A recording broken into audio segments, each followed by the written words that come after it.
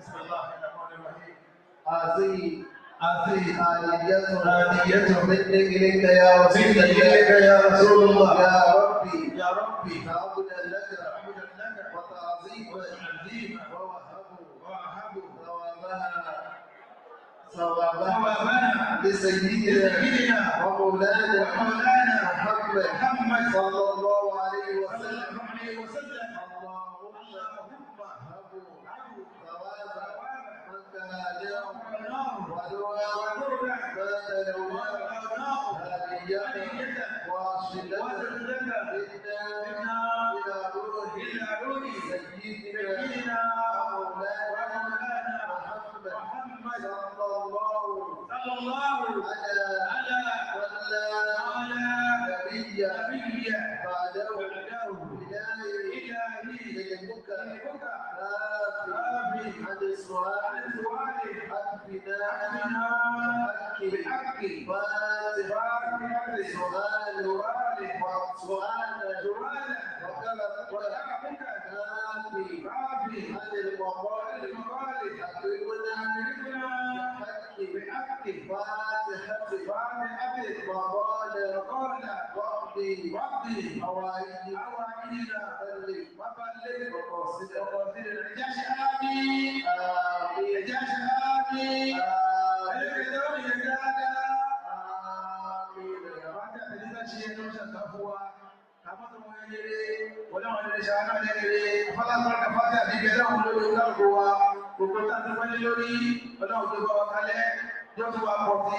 gbogbo tá a béèrè ẹ̀rọ tẹ̀lé wa lọ́wọ́ lágbára fàtí àlọ́lọ́ rẹ̀ wọ́n lá kíkà rẹ̀ wọ́n lá àwọn fàtí àti ṣe ìrẹ́pẹ̀ náà mú ìwọ ìyá kan sàyí ọlọ́wọ́ tẹ̀lé kó kálukú wa lò gbogbo bí tá a jẹ́ bí lé alárádé ọ̀nàjà máa kúrò wọn kọ́lé afọ́kùn ṣe wọ́n mọ́ ṣàwọn náà dìbò orílẹ̀ Nàìjíríà lọ fi wọlé àgbàlẹ̀ afọ́kùnjà ọmọbìnrin bá wájà ṣàánú wọn lọ́wọ́ gbogbo nílẹ̀ká wọn lọ́wọ́ tó ṣàkọ́dí ilẹ̀ kókó wọn lọ́wọ́ ọ̀làlá ilẹ̀ àbílọ́lá wọn tó wáyé ọ̀tẹ́ tí wọ́n ti fún wa lórí fún wa ọ̀gá mọ́ṣáṣá wọn lọ́wọ́ ẹ̀kọ́ wọn fọ́nà ọlọ́wọ́ wọn ṣe fún wa láṣẹ yọrí ọ̀làlá ilẹ̀ àbílọ́lá ọ̀là Muhammad Rasulullah jama'a المسلمين في النبي شريف وكان بالإنبياء سياسة وفيه وكنت من دام ما تفعل له أتوقع المثانية ولو غير ولا دعاء عليه ما تفعل شكله تقول يوم يقول بالتأمين ويرشدون بواي ولا يشاء عليه ولا نتانية ولا متأثرون بواي ولا شادي أجابي يوم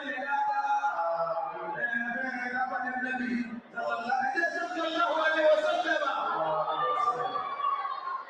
وأنا ربنا رب العزة عما يصفون والسلام على المرسلين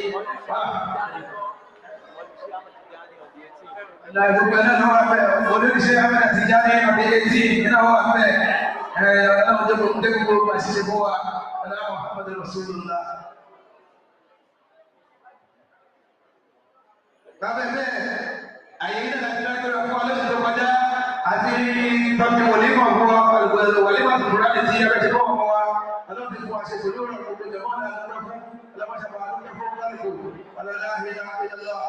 bákan náà náà ṣe máa wà lẹ́sẹ̀ mẹ́ta àwọn náà ṣe fáìnàlì fún ìyá wọn ọlọ́pàá ìyá náà gbogbo àti àwọn akẹ́kọ̀ọ́ náà ọlọ́pàá àti gbogbo gbogbo alọ́jọ́ káà lọ́pàá ìyá ló wá ọ̀dà Muhammadu Rasulullah sallallahu alaihi wasallam. Subhana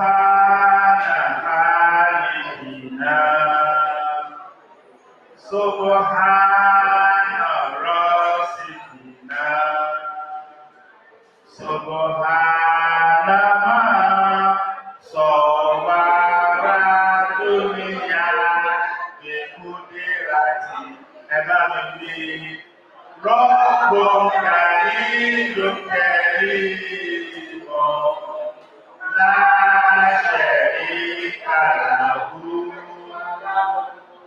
Barun Rahufur Rahim Wasi'ul karami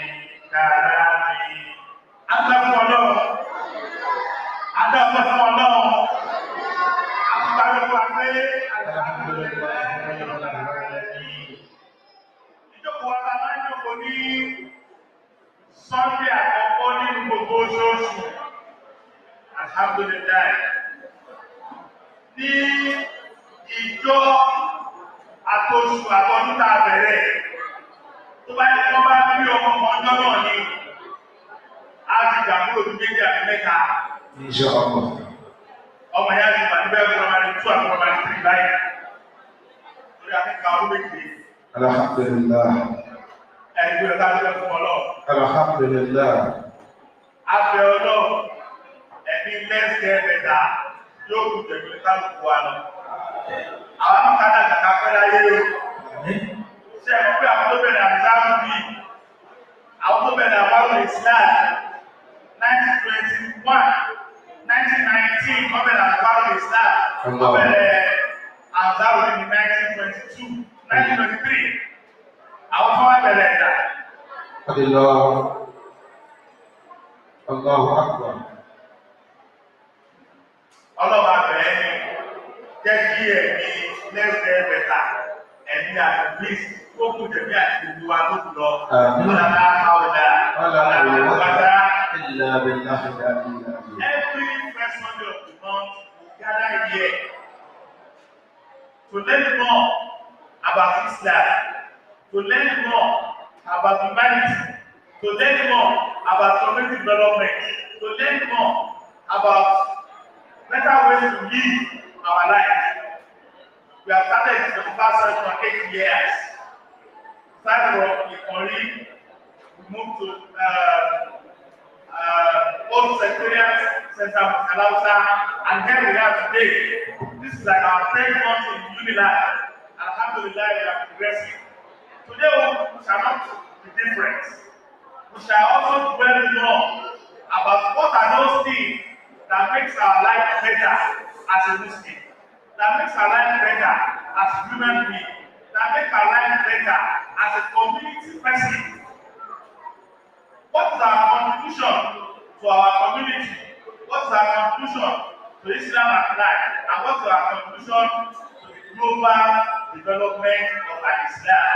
So today's quote, we shall be dwelling more on our health.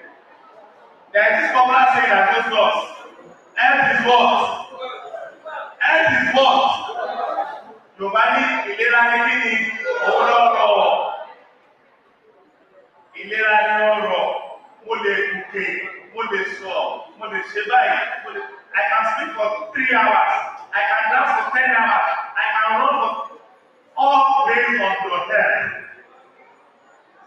If you are a sportsman, you are an analyst, you are a lecturer, whatsoever you dwell into in this life, 99% of your ability to do it depends on your health.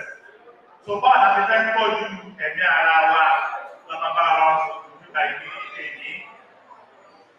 We are going to dwell in 2 ways. We have our uncle Adin, who is going to teach us what are those things that make us alive and that God to nípa ọ̀rọ̀ ara wa. Bóyá ká bá gbọ́ lẹ́nu àwọn àáfàá wa wípé báyìí ni Ọlọ́run àtàkùn ṣe ní ká tọ́jú ẹ̀mí wa àyàfọ̀. Our name is going to give us verses at least on earth. So also we have a professional health manager here who is going to discuss health management with us also. Tí ìtọ́ bá kọ ọ́nù kéwú nínú kọ́nà sọ́bà àtàkùn sọ́bà yìí tí ò bá gbé jẹ́ òkú ẹ̀rọ lé.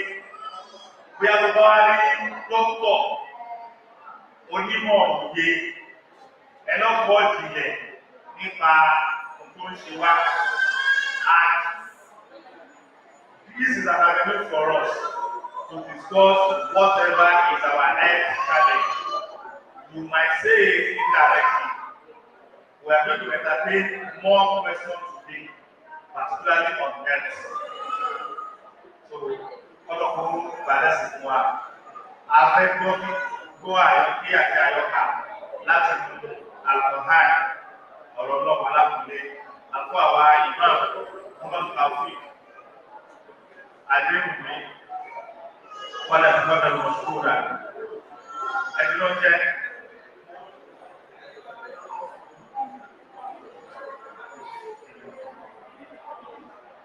ṣé ìwà àgùnmáàlì dà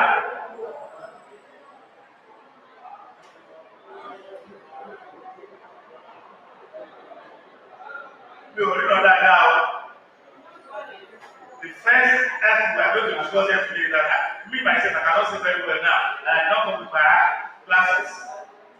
So this is the first assignment. Honestly, I'm not sleeping well. But I've been planning well. Mustafa, Alhaji Muhammad Sami. Pada tafadhali mashkura.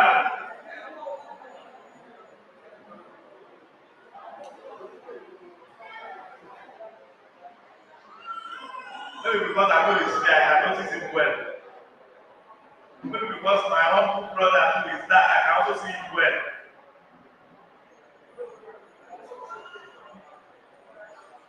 اللهم ابتعدنا كتابك وسنة نبيك ظاهرا وباطنا باطنا وظاهرا وارزقنا العمل بما بجاه ذاتك المقدسة اللهم آمين. أعوذ بالله من الشيطان الرجيم. بسم الله الرحمن الرحيم. والذين قال لهم الناس إن الناس قد جمعوا لكم فخشوهم فزادهم إيمانا وقالوا حسبنا الله ونعم الوكيل. صدق الله العظيم. بسم الله الرحمن الرحيم.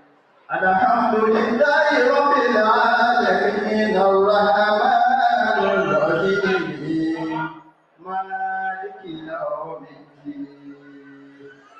إياك نعبد وإياك نستعين اهدنا الصراط المستقيم صراط الذين أنعمت عليهم غير المغضوب عليهم ولا الضالين. آمين.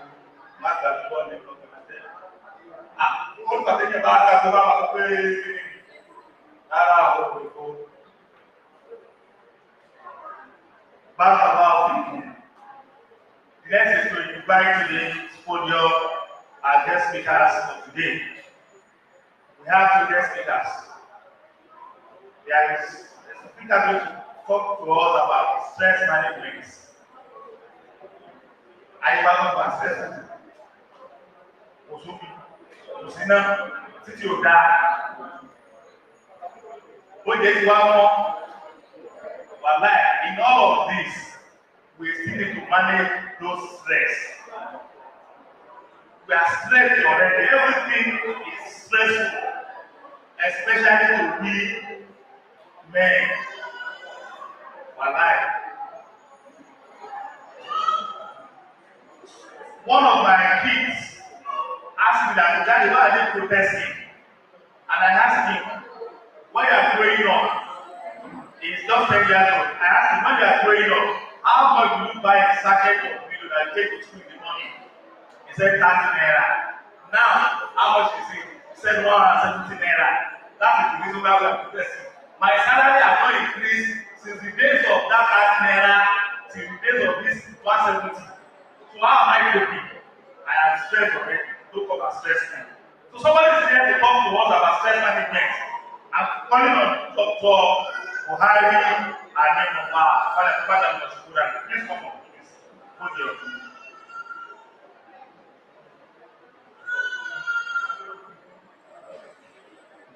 Dr. Wabbe Koyobadada was going to, and I'm very sure,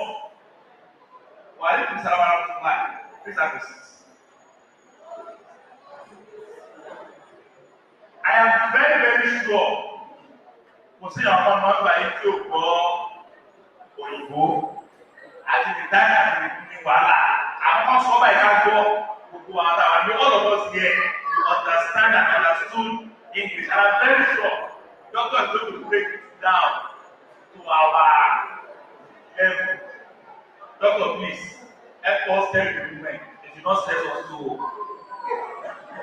How that will do? They should not stress us too. Lately, àtúndì àlejò pàtàkì tí wọ́n bá sọ lórí ètò ìlera náà.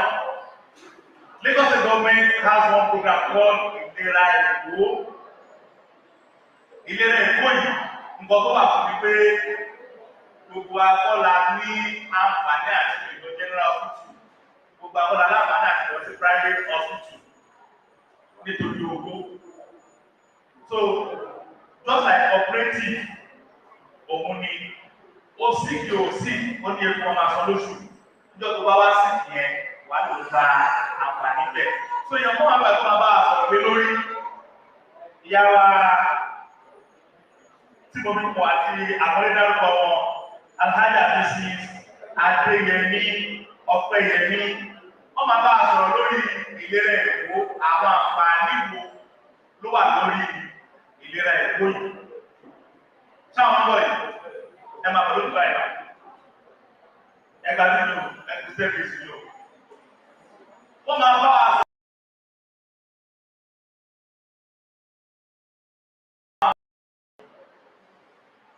Wọ́n lára ṣe é gbogbo kọ́fẹ́ sọ fún wa kó ká ṣe yìí wọ́n láì ẹ̀dùn báyìí náà. Kò tó dájú náà jáde lóṣù. I am very, very sure of that. We send the phone number if you like to be doing. He or she does not spend 5,000 on data and data. So if you have to pay 5,000 for your health every month, please let us listen attentively to what they are going to be telling us. Màtà fún mi bàbá wa tí wọ́n jẹ́ aṣáájú wa ní gbogbo is the founder, the mentor to all of us here, the person of Alhaj, Sheikh Dr. Abdullahi Muhammad Bashir Woyola Abakuwa.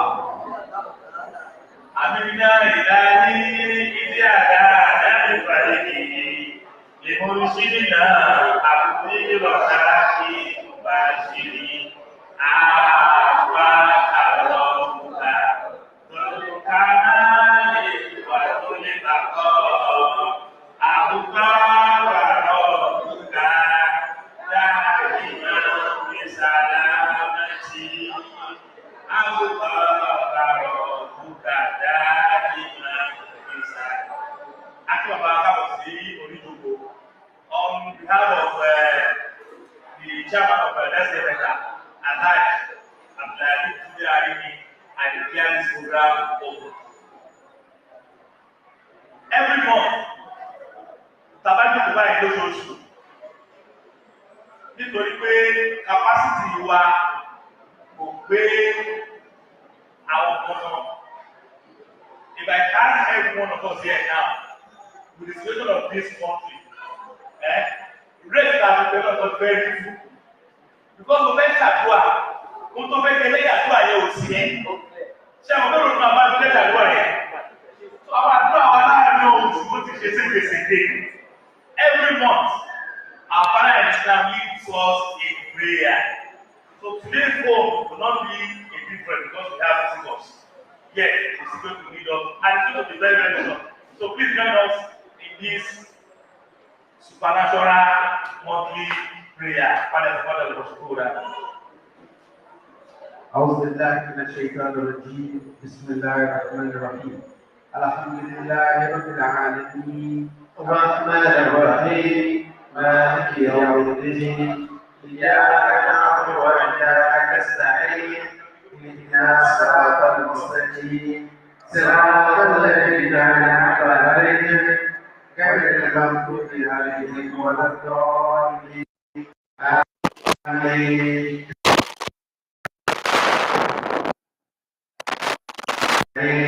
الرحمن الرحيم مالك يوم الدين إياك نعبد وإياك نستعين اهدنا الصراط المستقيم صراط الذين أنعمت عليهم غير المغضوب.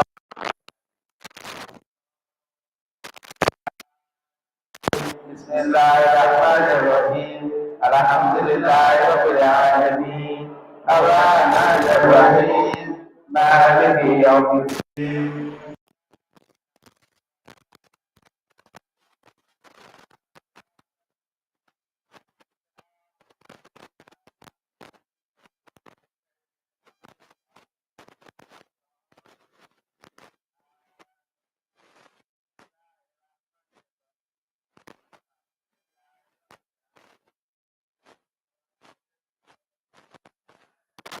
الدين إياك نعبد وإياك نستعين اهدنا صراط المستقيم غير المغضوب.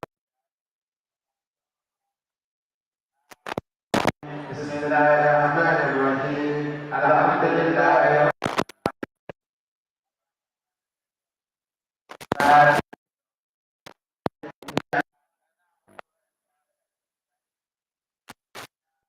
المستقيم غير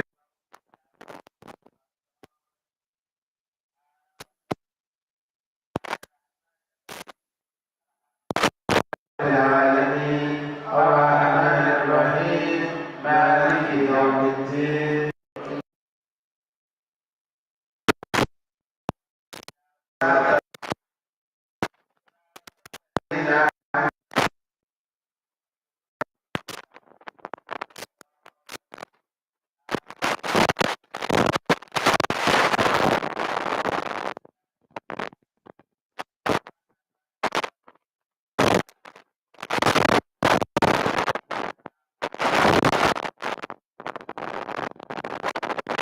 نستعين إياك نعبد وإياك نستعين إياك نعبد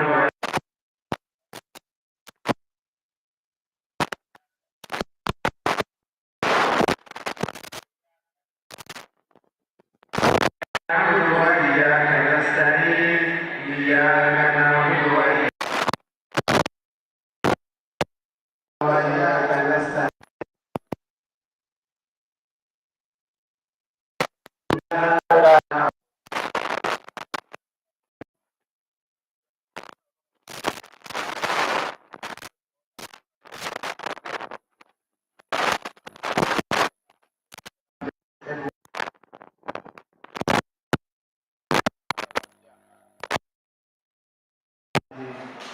Caregiver without limits, without borders.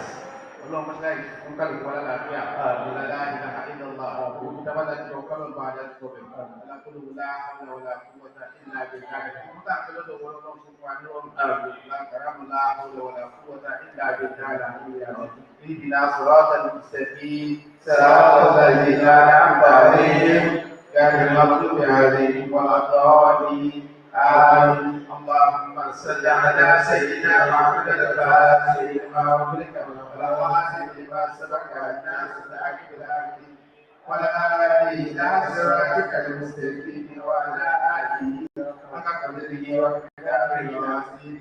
سبحان ربك رب العزة عما يصفون والسلام على المرسلين والحمد لله رب العالمين.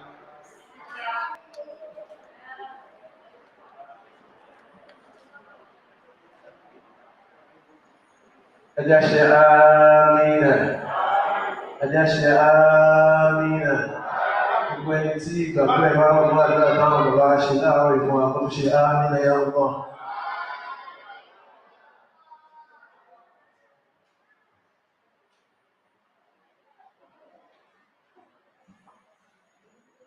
Adáwọ̀ fún ọ náà, ayé àdúgbò Muhammad.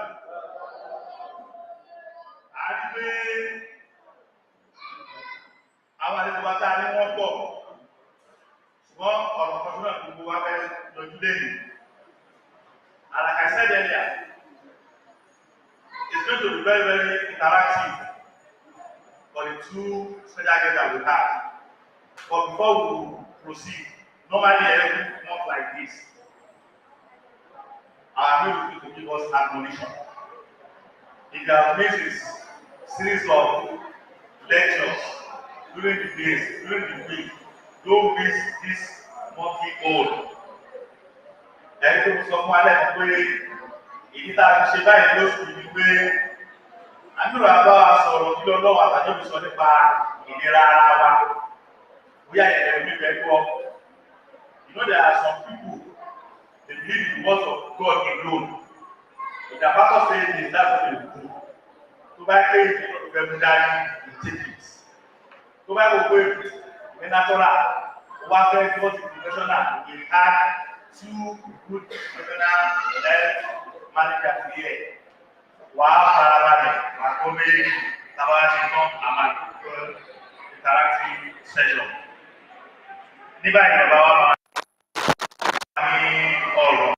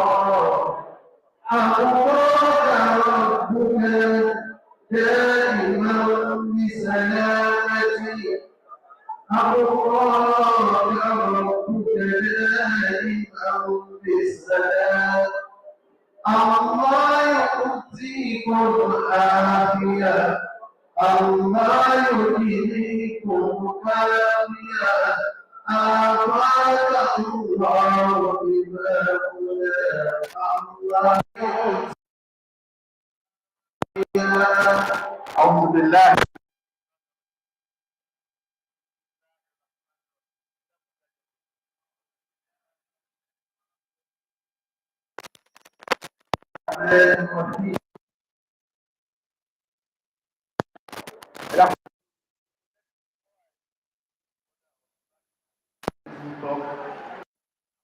close the gap, please. Who are those countries? I want us to close the gap.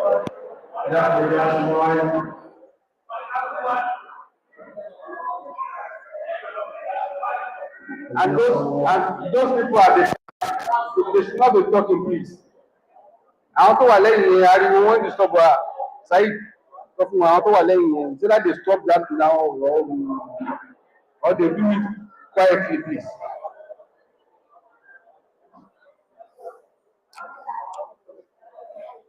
Tó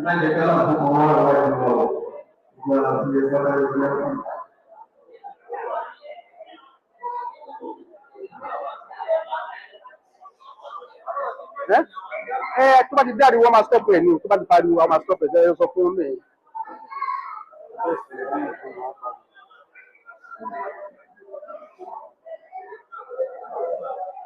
Decorum, please, decorum. أعوذ بالله من الشيطان الرجيم بسم الله الرحمن الرحيم. أعوذ بالله من الشيطان الرجيم بسم الله الرحمن الرحيم. الحمد لله رب العالمين. الحمد لله رب العالمين. الرحمن الرحيم. الرحمن الرحيم. مالك يوم الدين. مالك يوم الدين. إياك نعبد وإياك نستعين. إياك نعبد وإياك نستعين. اهدنا الصراط المستقيم. اهدنا الصراط المستقيم. صراط الذين أنعمت عليهم. صراط الذين أنعمت عليهم. غير المغضوب عليهم ولا الضالين. غير المغضوب عليهم ولا الضالين. آمين. آمين. Adúpẹ́ fọ́lọ́run. Alhamdulillah. I will try to mix it with the English there because my doctor here is not a Yoruba person. He's my doctor, Dr. Minio. He has given me a lot of injections and without even thinking whether he's going to pay me. But I think it's for my own good. He's a very, very good person, humble to the core, humble to the core. Allah continue to bless you. And our Alaja Wadi Yemina, this is the first time I've been seeing her. But the first time I saw her here was with complete humility. There is no virtue that you can have that is above humility. When you are humble, Allah will humble everything for you. When you are humble, Allah will humble everything for you. Come on, bad routine. You might Allah be with you. So, I want us to be attentive. Stress.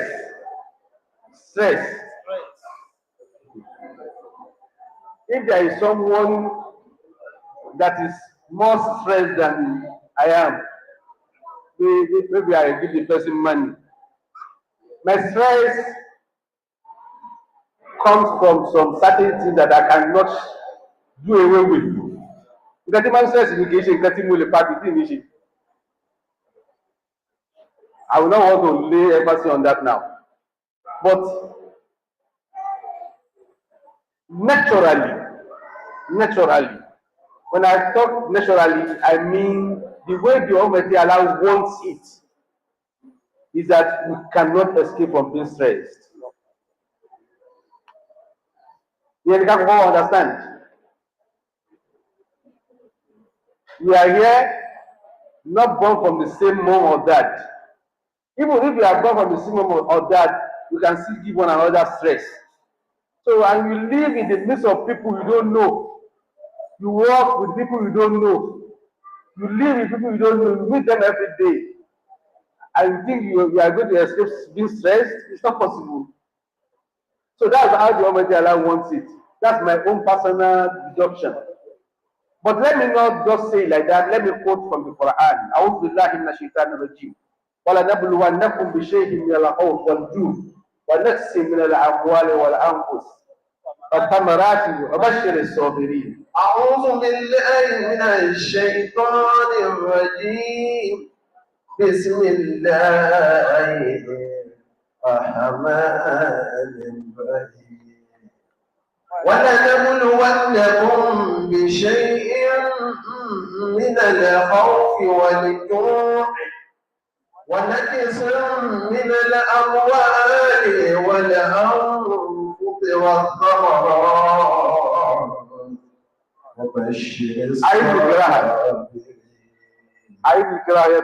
ولنبلونكم بشيء من الخوف والجوع ونقص من الأموال والأنفس والثمرات وبشر الصابرين. Allah says in the Quran, chapter 2, ayah 155. Be sure, look at that. Be sure, that is a certain thing here. Be sure, we shall test you with something of fear and hunger, and some loss in goods or lives, or the fruits of your toil. But give glad tidings to those who patiently persevere. Please say Allah Akbar. Allah ni yẹlẹ ni emo ni ma dan yi wo. I'm going to test you. In dan yi wo. The sharing in al-house is something of fear. When the doctors, so by talk about sort of fancy, he will tell you that fear is one of the causes of stress. While you hunger, one of the causes of stress. Daily activities seeking the way to feed our mouths and those under us cause us stress. Money issue causes stress. Death, sickness are all sources of stress. I mean, food in general or sustenance. All these ones cause us stress. People are stressed.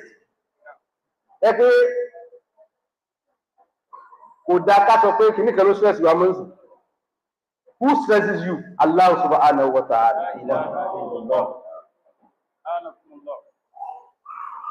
Allah will know shaking you. At the end tail of the verse of the ayah, it said, "Wabashir as-sabirin." Give glad tidings to those who persevere patiently. Quran chapter 2, ayah 155. in tasawwuf, Islamic esotericism. We call something al-muraqaba. Al-muraqaba. You know, muraqaba. When we say meditation, if you can write that ayah and you see that ayah immediately you woke up from your sleep, you are on your way to conquer stress.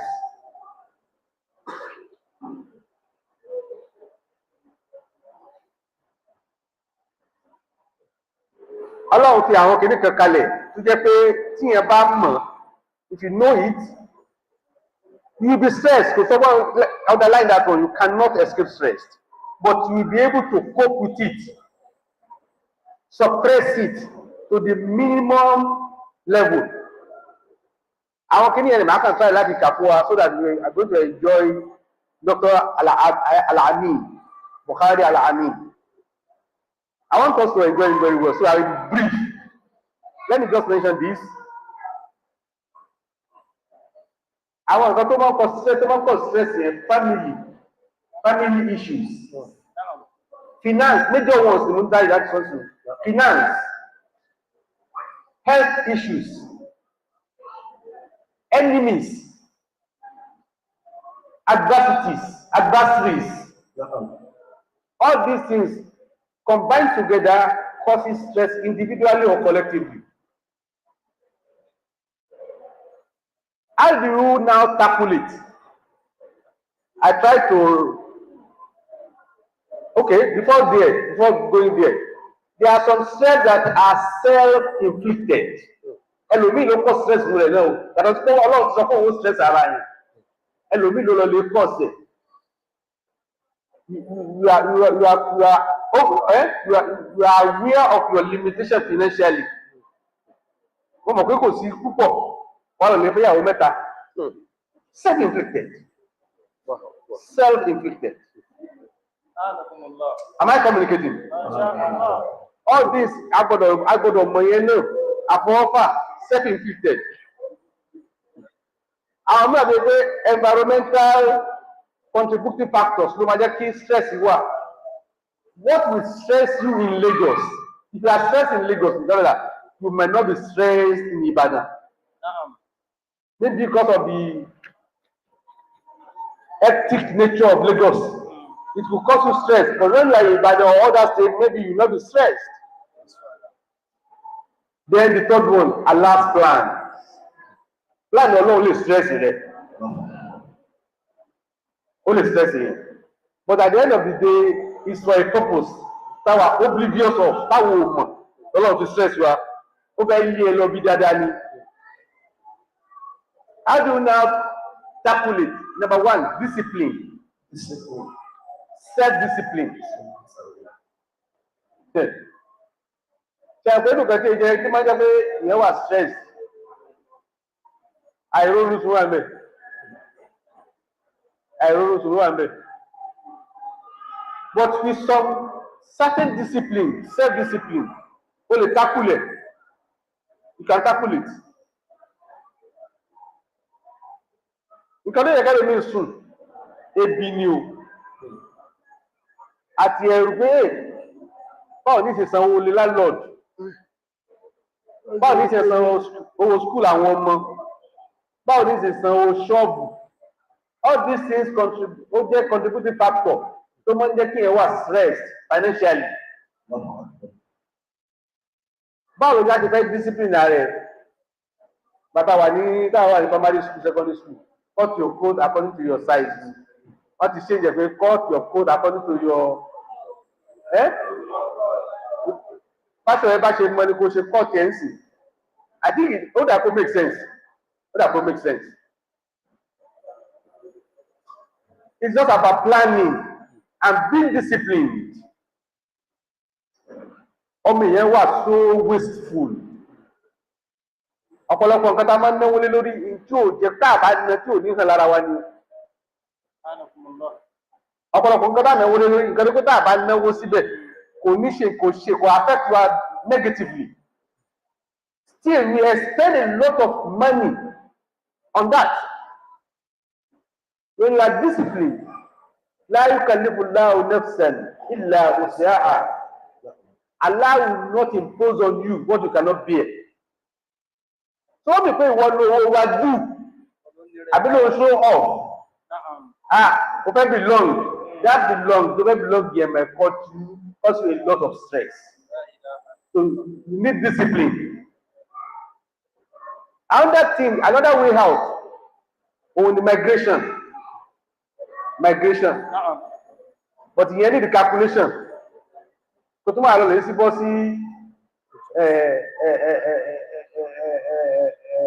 stress tí o ní ṣe manage rárá. There is a syndrome in Nigeria, Japa syndrome. Everybody fẹ́ Japa. Wọ́n tọ́ láti migrate pé bí kò ń bi tí wọ́n ní ó le stress wà lọ sí tó perceive tọ́rọ̀ tó think pé kò ní sí stress but ẹlòmíì ń bọ́ sí àgbà kò stress lọ́wọ́ náà. But Abdullahi wasa. I'm very very sorry o make I understand you. Ọ̀pọ̀lọpọ̀ lè máa understand kìíní Yorùbá a ní problem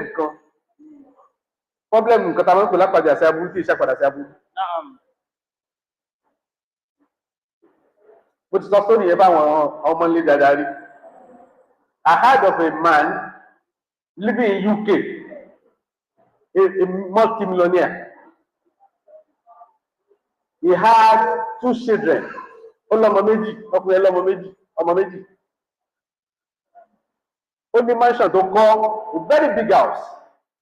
Wọ́n láwọn stewards, wọ́n láwọn servants, wọ́n ní gbogbo kìíní yẹn lọ́ní. Ọmọ olókùn tún jáde lónìí, àròkẹ́ mọ̀ sinmi lè. Wọ́n wá ní that man, ọkùnrin tó jẹ́ olówó yẹn. Ìgbà táwọn ọmọ yẹn wá dàgbà tí wọ́n lọ lè fẹ́yàwó, the children are now grown up. They got married. Ó wá di pé ọ̀pọ̀lọpọ̀ síwọ̀ tó wà lé gan hàn nídìí wọn mọ́. Him and his wife wọ́n ti reach old age. Èyí tí wọ́n reach yẹn kò jẹ́ kí wọ́n need a lot of steward tàbí àwọn housemaid mọ́. Ẹ mọ̀ kábọ̀ ṣe. You know what happened? They sold the house. Wọ́n kẹta lé yẹn. Bàtí wọ́n ta lé yẹn, wọ́n wá lọ sí outskirt of the city. Wọ́n lọ lè build ilé kékeré. Ṣé fóun àtìyàwó ẹ̀yìn tó nídìí nìkan ni? Tí ẹ bá ṣe irú ẹ̀ ní ilẹ̀ Yorùbá bí Nàìjíríà, àpàdà ṣàbùrù. At the end of the day, ilé yẹn is a big source of stress, everlasting stress. That you might not even be cured of it. So, bàbá ṣe rí nǹkan sí a perspective ni. Òyìnbó àwọn kìíní ò lè stress àwọn, a máa stress àwa. But àwọn they will not be stressed. Gbogbo kí lè ṣe iṣu lọ́dún yìí. Well-being ni they want to live well. Wọ́n fẹ́ gbégbé àti ìgbésí ayé ìdùnnú ìrọ̀rùn. But àwa tí ẹ bá fi lè tali ní ọ̀rẹ́ ọ̀pọ̀lọpọ̀ sábà ti bá o. Táfílẹ̀ ìlú máa tà tó máa fi débi tó jẹ́ kó o tún dé ńkọ́. Then wá wọ́n mọ and wá lórí in pain. Ẹ dákun sí ìyẹn náà yé wa. So mo pè é ní migration. If you think there is a condition or a place to stress here, you can move. Ìgbà míì migration yẹn kò ní kó kó omi kan lọ bìkan o. Acceptance ni migration yẹn nígbà míì. When you accept the reality, fact. When I was in secondary school, sir, I had one of my mates, Demile Kukupola. She's late now. Ṣé Demile Kukupola bàtà fẹ́ ṣe tàbí bọ́ sí class 5 ó wá fail exam ó repeat in class 4. Ṣé pé ọ̀pọ̀lọpọ̀ àwọn òbí àtàwọn ọmọ tá bá repeat báyẹn nǹkan tá máa síkì fún ni pé wọ́n mú wa lọ school mi. A máa ń wò pé ojú títì ibẹ̀ yẹn à ń lè contain ẹ̀ à ń lè manage ẹ̀. But àwọn parents ẹ̀ wọ́n fẹ́ mú kó lẹ́bílẹ́kùn ní pé I want to remain in this school. She remained in our school. I was in class 5, who was in class 4. ajáde bàtà bá sí tó wá bọ́ sí class 5 tí wọ́n ṣe WAEC tí wọ́n, she has the best result in Lagos State. So your migration might not be from one place to the other. It might be where you are, but changing the condition of your heart, your inner state, changing that could be your migration. The third one, our last plan. Okay, no. Remembrance of the Almighty Allah. That is the spiritual aspect of managing stress. That's my field. Now, the doctor is there to tell us better. But the spiritual angle of it, Allah wants us to be stressed. Ibi dánwò àwò, ibi máa ń cause stress. Ó fi ìfòyà dánwò àwò, ìfòyà máa ń cause stress. Ikú ó fi dánwò àwò, gbogbo kan ló fi dánwò àwò. Àdánwò trials tó máa ń cause stress. Allah promises us, let me surely I will test you. Ó ní pé àlè escape ẹ̀ kò sí ìdáwó ṣe. Ẹ bá mọ ẹ tó wà stress jù. Ìkábà àwọn òkúta bá ní what we assume that when we have it we will not be stressed. Àwọn tí wọ́n ní they are more stressed than you. About there is one thing theory of draw in philosophy. Theory of draw. Atabaje football ati makanije draw. Tabaje tabugo Nigeria de makanije draw. Draw logba. The theory of draw in philosophy. Ó sọ fún ayé pé ẹnìkan ní 100 million. Ẹnìkan wá ní 100 naira. Ẹ tó ní 100 million yẹn ó tó rọrùn sùn pẹ̀lú comfort ibi tó ń gbé, ó tó rọrùn sùn yóò lo pill. Èyí tó lọ́dẹ̀ náírà yẹn onílé abẹ́bí ìlú máa sùn lórí bench, yóò sùn easily, yóò tún mọ jarunpa, yóò tún falala. So àwọn ọ̀gá tá máa rò pé òun ni solution to stress may even cause a bigger stress. So that's now where we go to the spiritual part of it now. Kí tó sọ the ultimate nǹkan tí Quran prescribed to be the cure for stress. Spirituality sọ fún wa pé àwọn kìíní kan lè àwọn kìíní yẹn the other side of it ó máa ń cause stress. So the other part of it now can cause the cure for or the management as a management for that stress. Òun ni odò. Ẹ tí ẹ bá gbóòórùn nǹkan míì ó sì bẹ̀rẹ̀ sí ní làágùn. Nǹkan tó ń fọ ògùn yẹn ó ti wà sẹ́ kí ni èyí ti stress brain yẹn ni. Likewise, tó bá perceive some scent, àwọn kìíní kan ara rẹ̀ ó sì balẹ̀. Àwọn tó ń kò sí tọ̀sáwù ọ̀rọ̀ lè kọ́ perfume wà tó pé if you have headache tó máa apply, just perceiving it, the headache will suppress. Don't subsidize lẹ́sẹ̀kẹsẹ̀. So, the science of perfumery is one of the way to manage stress spiritually. The other one, sound. Ẹgbẹ́ pé ó wá wà tó máa ń sọ́ọ̀bù net dáadáa abẹ́rẹ́ ẹ̀mọ̀. Ìgbà tó kọ̀ tèmọ̀ kan tó fọ́nì ni pé àwọn èèyàn sọ́ọ̀bù net mọ̀ kí ẹ tó rí ìyẹn tó lọ Google tó fẹ́ wà nǹkan kan níbi Google ẹnì ẹ máa pé ẹni tó wà determined ni. Nǹkan tó pọ̀lọpọ̀ ṣe sí ni pé yóò lọ Facebook àbí kó lọ sí Instagram yóò kó táìpù kìíní yẹn àbí kó lọ sí TikTok kó táìpù kìíní yẹn nǹkan tó máa gbé wá fún. But ìyẹn iṣẹ́ ọ̀lẹ ni àti iṣẹ́ nǹkan tó sùọ̀ pé ó rí. But when you shop the net yourself, you are a good shopper of the net. You see some of this. Àwọn sáàlì kan àti pé even lórí YouTube, you can get that on YouTube. Ṣé pé when you hear it come in the next 15 minutes, wọ́n tó lóòrò oṣù kó mọ́ lóògùn tó wá kàn ń gbọ́ lásán you speak up.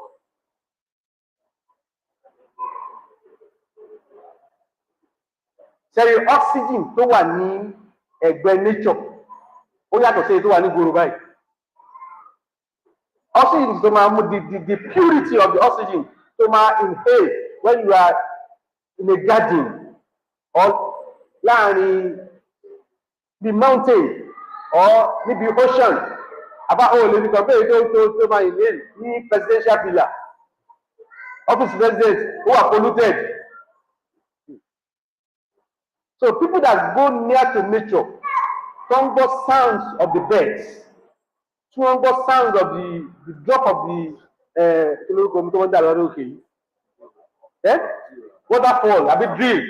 Don't go sounds here. It calms them and it normalizes and it calms their brain. So normally optimal performance nǹkan tó máa fẹ́ ṣe lẹ́yìn ìgbà yẹn. Tó fi jẹ́ pé gbogbo àwọn tí wọ́n discover wo nǹkan tá à ń kọ́ lónìí Galileo, Albert Einstein, Newton inú gbọ́dọ̀ wà òde wa in desert náà wà. Calmness ni tí when you are calm spiritually tí mo sọ yìí o oxygen tó máa lọ bí brain yẹn yóò jẹ́ kó mọ tọ́pọ̀lọpọ̀ òye mọ̀. Tá a bá gba gbogbo tí mo sọ yìí gbọ́ tó ajé mùsùlùmí ni wá ó sì jẹ́ pé pàtàkì ẹbí lọ lóòkè ní jìbìrì tó wá bà. That's the underlying. That underlying báyìí. Into time.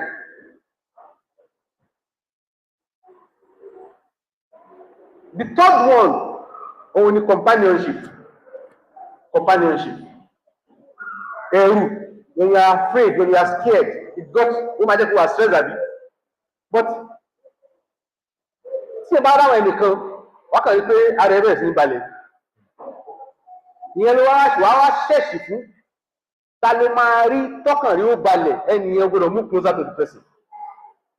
Ó dàbẹ́ ni yóò sọ̀rọ̀, ó dàbẹ́ sọ̀rọ̀.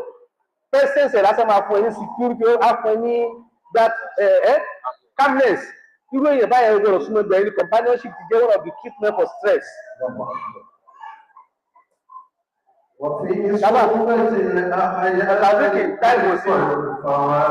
Ìdàbí companionship yẹn lè máa jẹ́ èèyàn, ó lè má jẹ́ èèyàn, ó lè jẹ́ a particular place. Tó bá rẹ̀ èèyàn, ìmọ̀ bóyá lómi ò mọ ìṣẹ̀lẹ̀ mi ò tí ó bá rẹ̀ mi tí bá lọ hospital tó bá rẹ̀ mi gan. Stress tí àìsàn yẹn ṣe fún mi, immediately tí bá ti wọnú hospital, ẹgbẹ́ tí mo tọ́ ti fún mi ní káàdì ìdánilé dókítà máa pè mí. Ṣé dókítà bá ti gbé láti wọlé báyìí, ara ìdádúgbò balẹ̀ pé eléyìí sábà nǹkan kan. The place, hospital, ó máa ń fún yẹn ní, ó máa ń calm stress. Likewise, nǹkan tá a máa ń lé káàkiri, owó afẹ́dìgbà afẹ́dà owó, tó bá lọ sí hospital, tí ń kọ́ stress lọ tó bá lọ sí hospital, àkọ́kọ́ gbàgbé ẹ̀. That time tó bá wo blood pressure rẹ yóò lọlẹ̀. Torí ẹnìkan tí wọ́n á gẹ̀ẹ́sẹ̀ fóṣù méje, àwọn òfin ara rẹ̀ ó kọ̀ ọ́ tó ń dààmú ẹ̀ tó jẹ́ wà sẹ́sẹ̀ yóò gbàgbé lẹ́sẹ̀kẹsẹ̀. Likewise, tí ẹ bá lọ Mẹ́kà, if you are in the haram, a sọ pé ó ti gbà pé ilé Ọlọ́run ni, ó kàn ní kára rẹ̀ balẹ̀. It gives you that calmness. You will not be stressed again.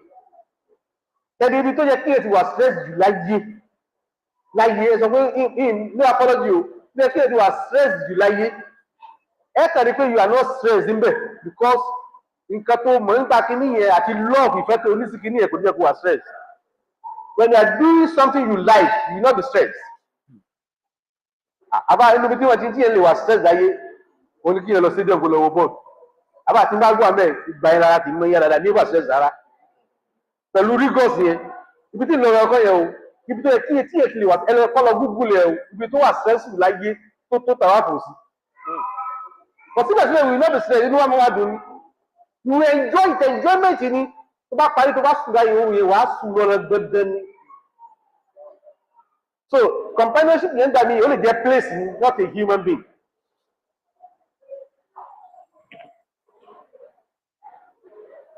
Okay, èyí tó wá kún ogun ẹjọ́ only the remembrance of the Almighty Allah.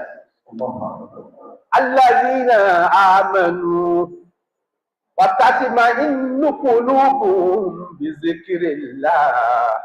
Ala bi zikrillah tatma'innu. Ẹ jẹ́ kí àwọn bàbá máa jájọ ìjábẹ̀ gbogbo. Allazina amanu. وَتَطْمَئِنُّ قُلُوبُهُمْ بِذِكْرِ اللَّهِ أَلَا بِذِكْرِ اللَّهِ تَطْمَئِنُّ. Allah Akbar.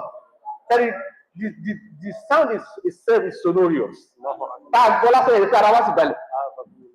That is the beauty and the curative power tó wà ní ọ̀rọ̀ Ọlọ́run àbí orúkọ Ọlọ́run. So our intense in Azkar, you will conquer your stress.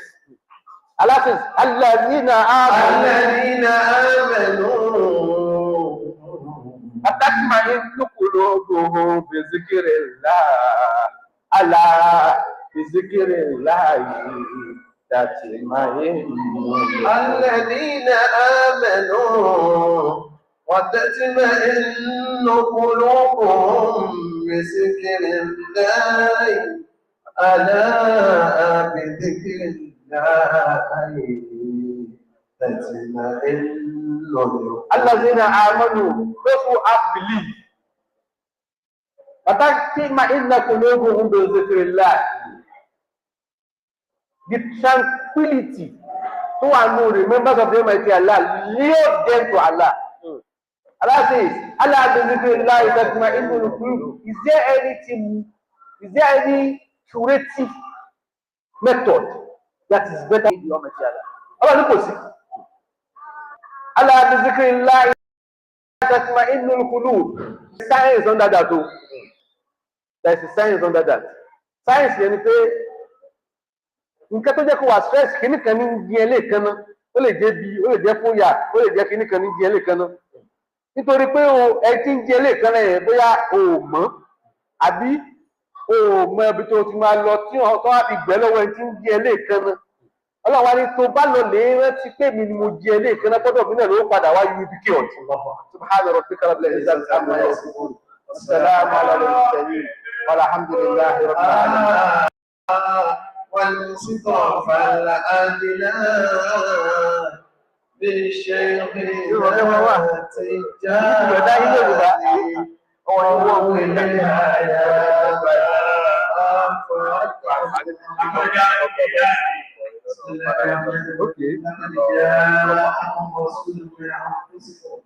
حفيظ عليكم عليكم حفيظ عليكم بالمؤمنين رؤوف رحيم حسبي الله لا اله الا هو عليه توكلت وهو رب العرش العظيم بسم الله الرحمن الرحيم إله المريد إله ليلة الشتاء والصيف فليعبدوا رب هذا البيت الذي أكرمه من جوده وآمنه بالخوف. أنت ربع فاوى يا رسول الله. آمين. شتم فوق في الدعاء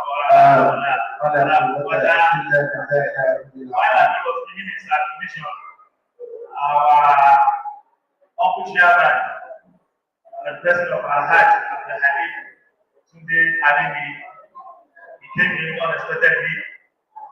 We are not expecting him, but we know that he's a jihadist. And even while we were there yesterday, he was coordinating how to this program was successful. And I have to rely, let's get better. I have to rely more. I'm going to go to the Bani. Eléyìí náà, ọlọ́run tó fi kún ládà ìyá wa ní ọ̀làhàwùlà ọ̀làhàwùwàdà. I think God listen to what our people have said. And one of the points we remove because of one way. Last week, I saw a statistics that shows what Nigerians view on websites. The first 2-3 websites, mostly visited by Nigerians, online was content. When they die, neither way, but when Nigeria will say, pay for more. And all these things, not only this is first one. Only 100 naira, we're going to get 10,000. So bad news over ourselves. So bad news over ourselves. I'm giving this microphone to our doctor, Dr. Hari Amin. He's going to be talking to us about stress management. And after his speech, we'll move to we're going to do the question and answer as interactive. The two question and answer is going to be interactive. After his speech with us, please, whatever you want to ask, write it down. Notice, going to Dr. Before the question and answer, I want to tell you for something. Okay. If you have a contact, please give us. All right, no problem. No problem. If you can, you give us a chat. Yes, no problem. So, Doctor, over to you, sir. Assalamu alaikum. Àgbo black ni fún abúlé tó láti tó bẹ̀rẹ̀ olóbìnrin náà nílò àwọn ọ̀pọ̀lọpọ̀ tó ẹ̀kọ́ bàtà lóde ẹni bá wà tó parí. All right, assalamu alaikum once again. All right, so, Alhamdulillah, I'm very pleased to be here, but unfortunately, I do not speak Yoruba and I do not understand. So you have to please bear with me as much as I can to break it down. So Bismillah Rahman Rahim. First and foremost, what is stress? So essentially, stress is anything that probably disturbs you, probably alters your emotional state. That means that if you have any headache, anything that causes you headache, anything that causes you wahala, anything that if you're about to start or you're about to embark it, you have a negative feeling towards it, or you're not happy as you're about to start it, that's what we consider stress. So a few good examples would be, for example, if you stay on the mainland and you have to work on the island, every Monday morning, if you think about the stress that you have to go through on that traffic and whatnot, that's a form of stress. Then especially we have children that go to school. For example, if you have a child that goes to school and he has a teacher that is not pleasant, the teacher beats them and the teacher is not nice. So it gives the child a negative sensation towards going to school. That's also a form of stress. And a lot of adults think children cannot be stressed. That's actually very, very wrong. Children can be stressed. In fact, children can undergo stress much more than adults. And the reason is this. Adults have experience. Adults can adapt over the years. So you learn how to manage stress more. And in fact, a lot of adults can walk away from stress conditions, while children cannot do that, unfortunately. So then there are things that we call stressors. Those are things that causes you to have stress. So in fact, the way your body is wired, if you have a negative experience, it can be probably maybe you fell down from a tree. In fact, a very good example would be fire. Everybody here knows what it means to be burnt by fire or the hotness of fire. But if you get a child that has never touched fire before, and you know their experience, but once they have that experience, they try to avoid anything that is hot or anything that looks red like fire. So that's how the human body is designed. You want to try as much as you can to avoid stress. So then, secondly, like I said, there are stressors. So for example, now there are a few category of people due to the nature of the work that we do that reduces us to stress. Example are first responders. So we have doctors, those are constantly presented into unavoidable environment. For example, now you're in a hospital and you have an emergency and you've got someone that's bleeding from their head. Obviously, it's your job to attend to it, but obviously it's not something you enjoy doing. And it's not something you want to constantly be exposed to. So that negative feeling of being exposed to unfavorable environments happen to doctors. Then we also have policemen and security officers. Those are while we are asleep at home, they have to go out at night to ensure that unscrupulous characters like thieves, armed robbers, kidnappers don't have their way around us. So we have policemen, security officers. They also have the firefighters, the fire brigade. They also have first responders. Those are in case there's an accident. Those are go there to first of all attend to the patient. They're also prone to high stress environment. Then, other than that, we also have different types of stress.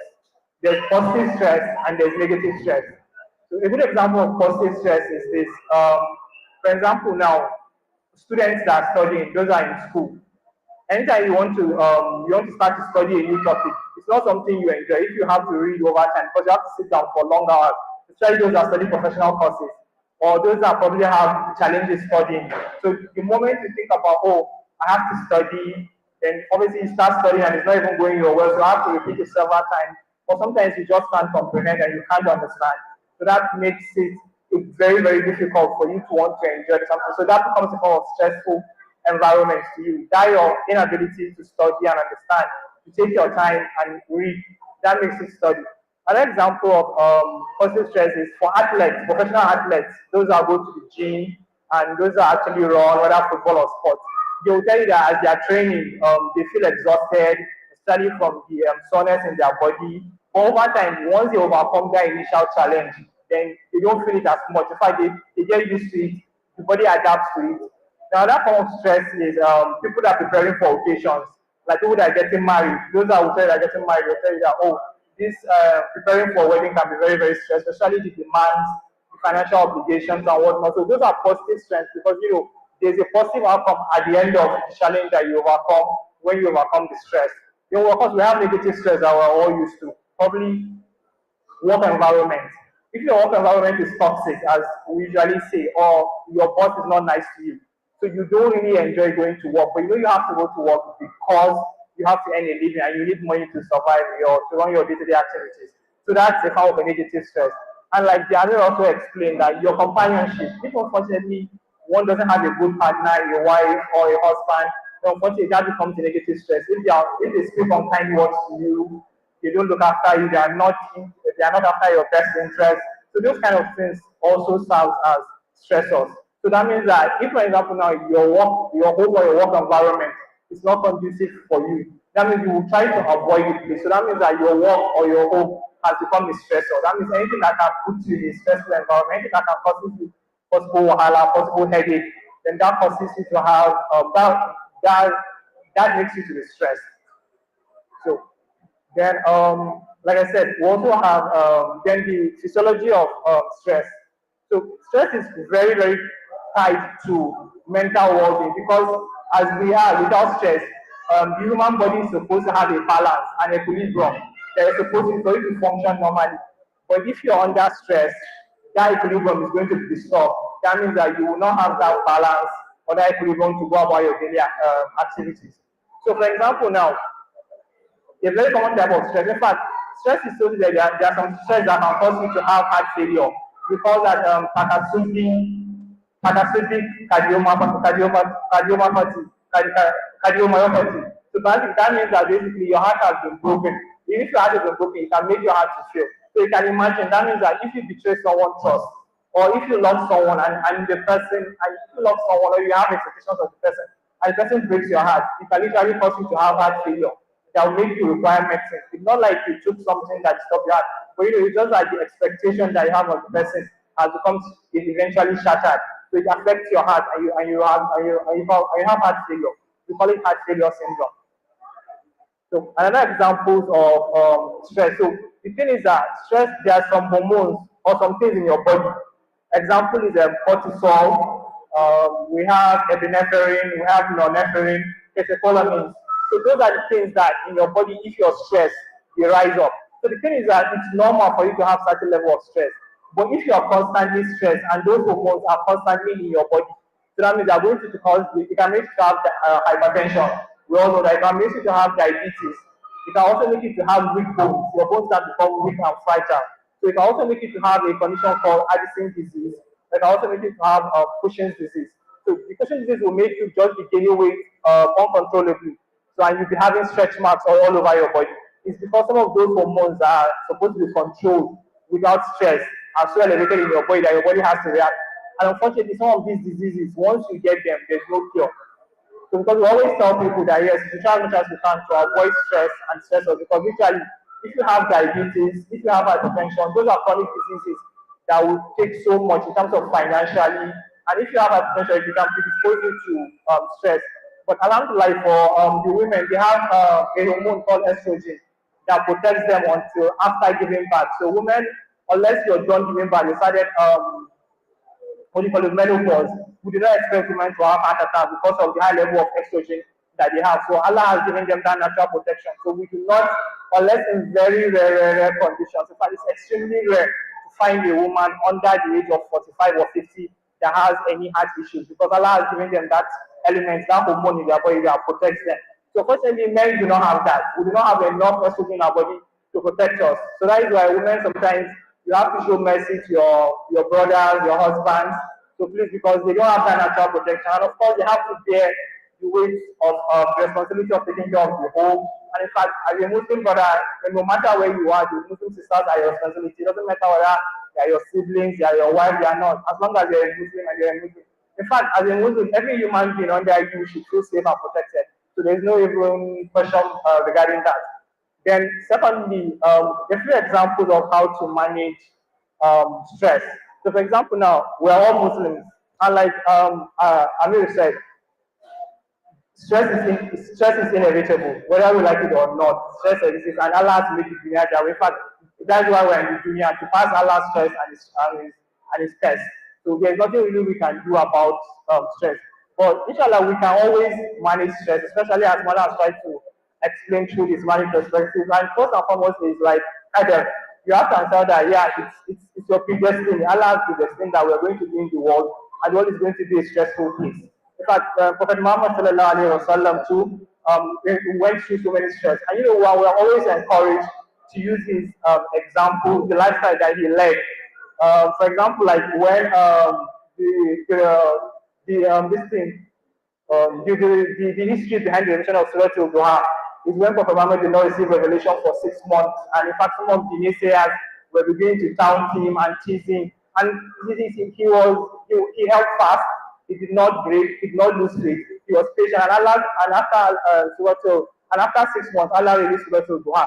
And that's why if we're undergoing any form of challenges, any form of stress, we're encouraged to recite Surah Al-Duha as many times as we can. So that also helps. So there are so many examples in the Quran where Allah subhanahu wa ta'ala shows us that as much as He loves and and He venerates and He has elevated Muhammad sallallahu alaihi wasallam, Muhammad sallallahu alaihi wasallam had to go through that stressful so that we can also learn from that life. And not just Muhammad, his wife, his sahabas, his companions, his friends. You also that you have to go to one level of challenge or another.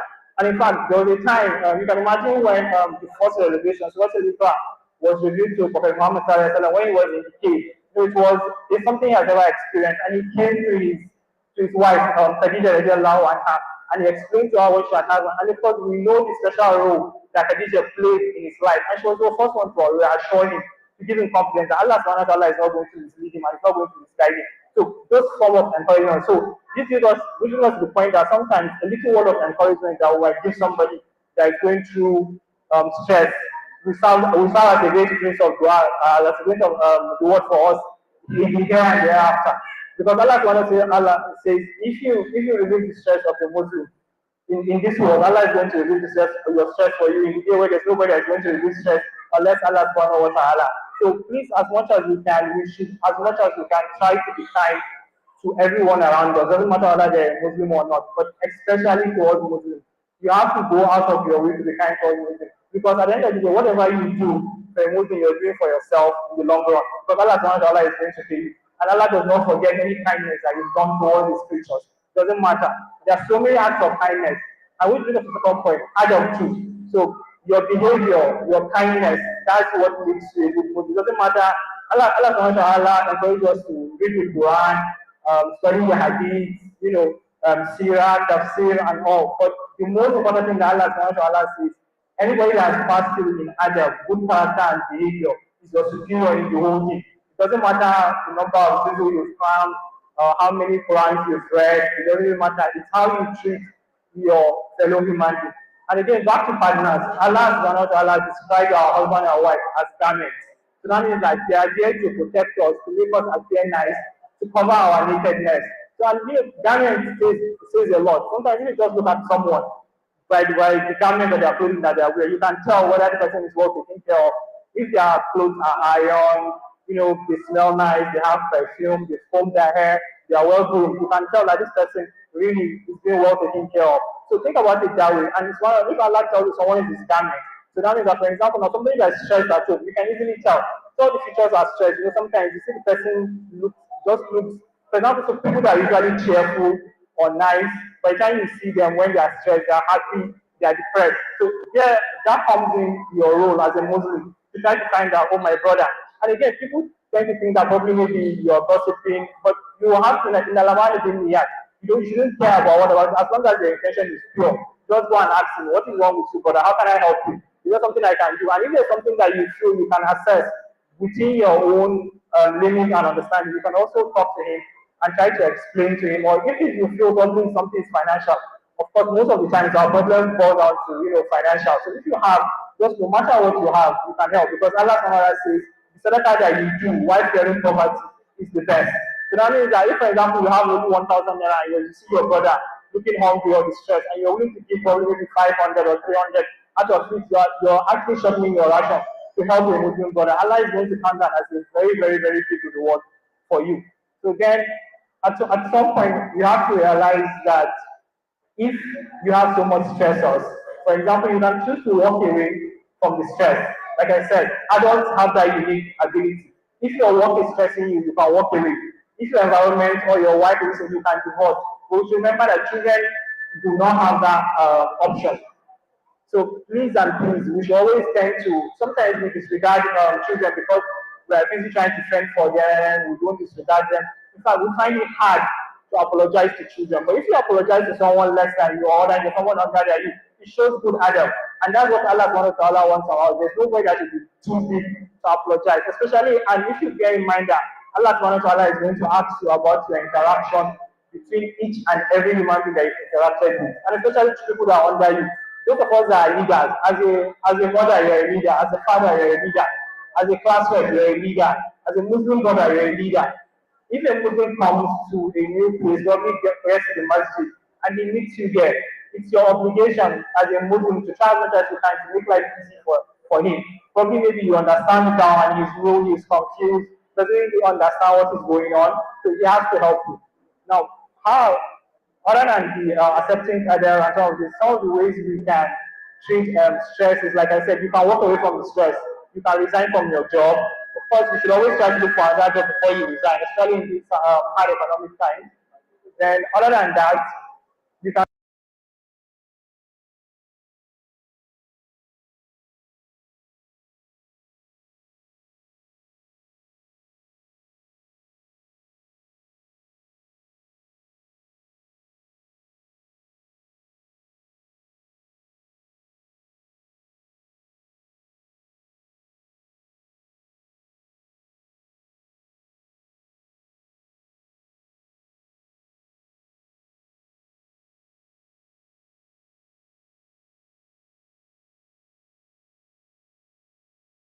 Allah said that Allah has promised that He's not going to burden you more than you can bear. So whatever you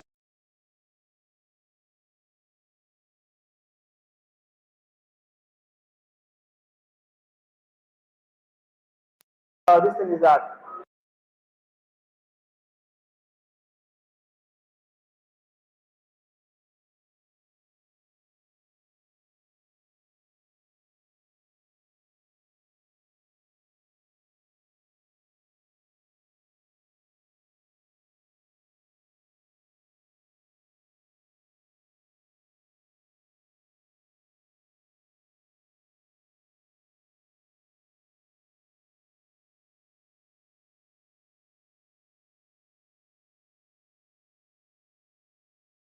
we have the medical aspect. So you can see professional healthcare, private healthcare centers, where you tell somebody probably, especially if those are already hypertensive, please, you should always ensure that, you avoid stressful situation. Because if you're under stress, what happens is that as long as you're hypertensive, that means that your body's ability to withstand stress has been compromised. So you have to be very, very careful. And as we grow older, the vessels that contain our blood are usually very flexible from young age, but over time they begin to become stiff and they become hard. So that means that as blood is passing through, it's not going to be elastic, it's not going to be bouncy. So that means that if the pressure is too much, it can burst. So that's essentially what causes stroke. So that means that the vessels in your brain the vessels carrying blood surrounding your brain just give way and they explode. So that means, and the funny thing with the brain is that the brain doesn't like anything to touch it. If water touches the brain, it reacts negatively. If blood touches the brain, it reacts negatively. So once the blood just bursts and it touches your brain, then that means that you're going to have stroke. I'm sure you've probably seen people that have stroke. They lose the ability to talk, they lose the ability to walk, they lose the ability to do anything. And some of them even go under coma. And unfortunately, some of them die because simply they've been under so much stress. So that means that as Muslims, we have responsibility to each other to make sure that in our different responsibilities as parents, as bosses, as employees, to make sure that you do not stress someone. So you do not stress your boss, and you also your employee should not stress you. So we should almost try to be fair to each other because Allah has also promised us that He's going to judge. So that means that if you feel you're stressing someone here, in the day of the hereafter, Allah is going to make you account for that. And we all know that in the hereafter, if you cheat someone, Allah is not going to, there's no way to pay back. It's just going to take some of your good deeds and give to the person. And if you run out of good deeds, they are going to take out of his bad ones and out to you. So you can imagine that kind of inconvenience on the day of judgment when others are going to paradise, and they are showing off their good deeds. We were, some will have to queue at the end of the hellfire. May Allah make that not their portion, inshallah. Then, secondly, okay, all right. So then, okay, like I said, healthcare, especially then people are also diabetes, they're also prone to stroke. And like I said, stress can cause this, and because the pancreas is a very, very funny organ, it doesn't like stress. If all those stress hormones like cortisol and norepinephrine, catecholamine, all those ones are too much in your body, your pancreas is going to stop working, and that means that you're going to become hypertensive. So that means that please, you have to be careful to avoid stressors. Then again, like I said, how can we avoid stressors? First of all, you have to understand that you have to accept your role and your responsibility in causing this stress. You have to aware that okay, there's a problem, like they always say. You don't begin to solve a problem unless you acknowledge that the problem exists.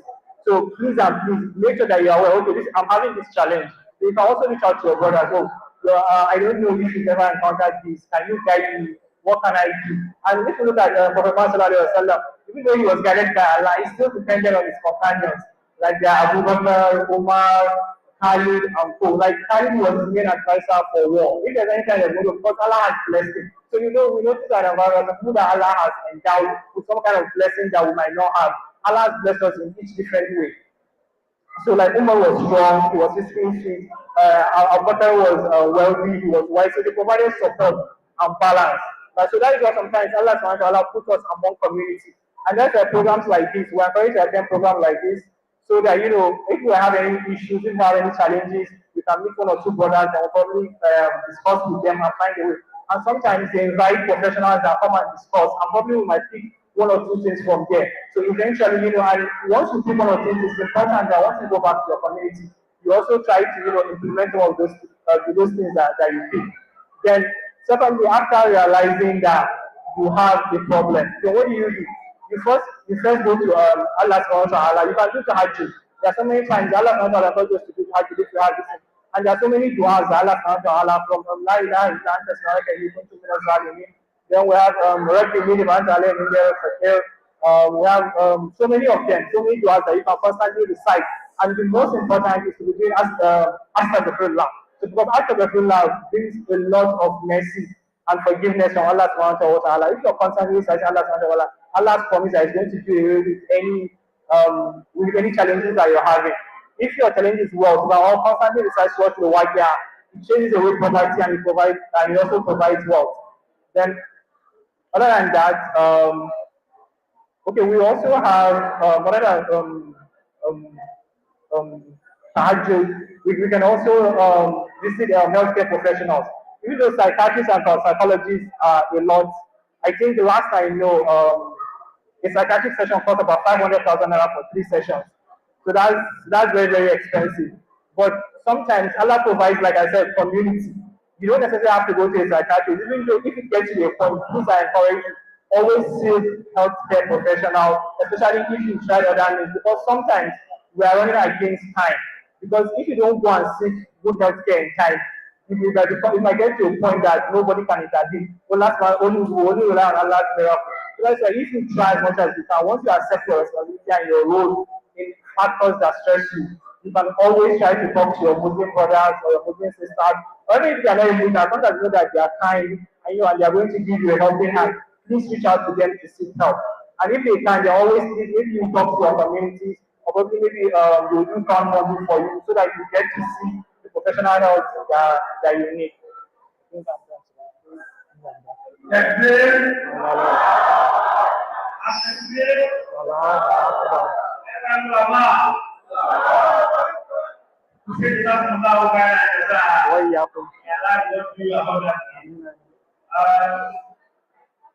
From what he said, he has said that our kids, our words, our children should have stress.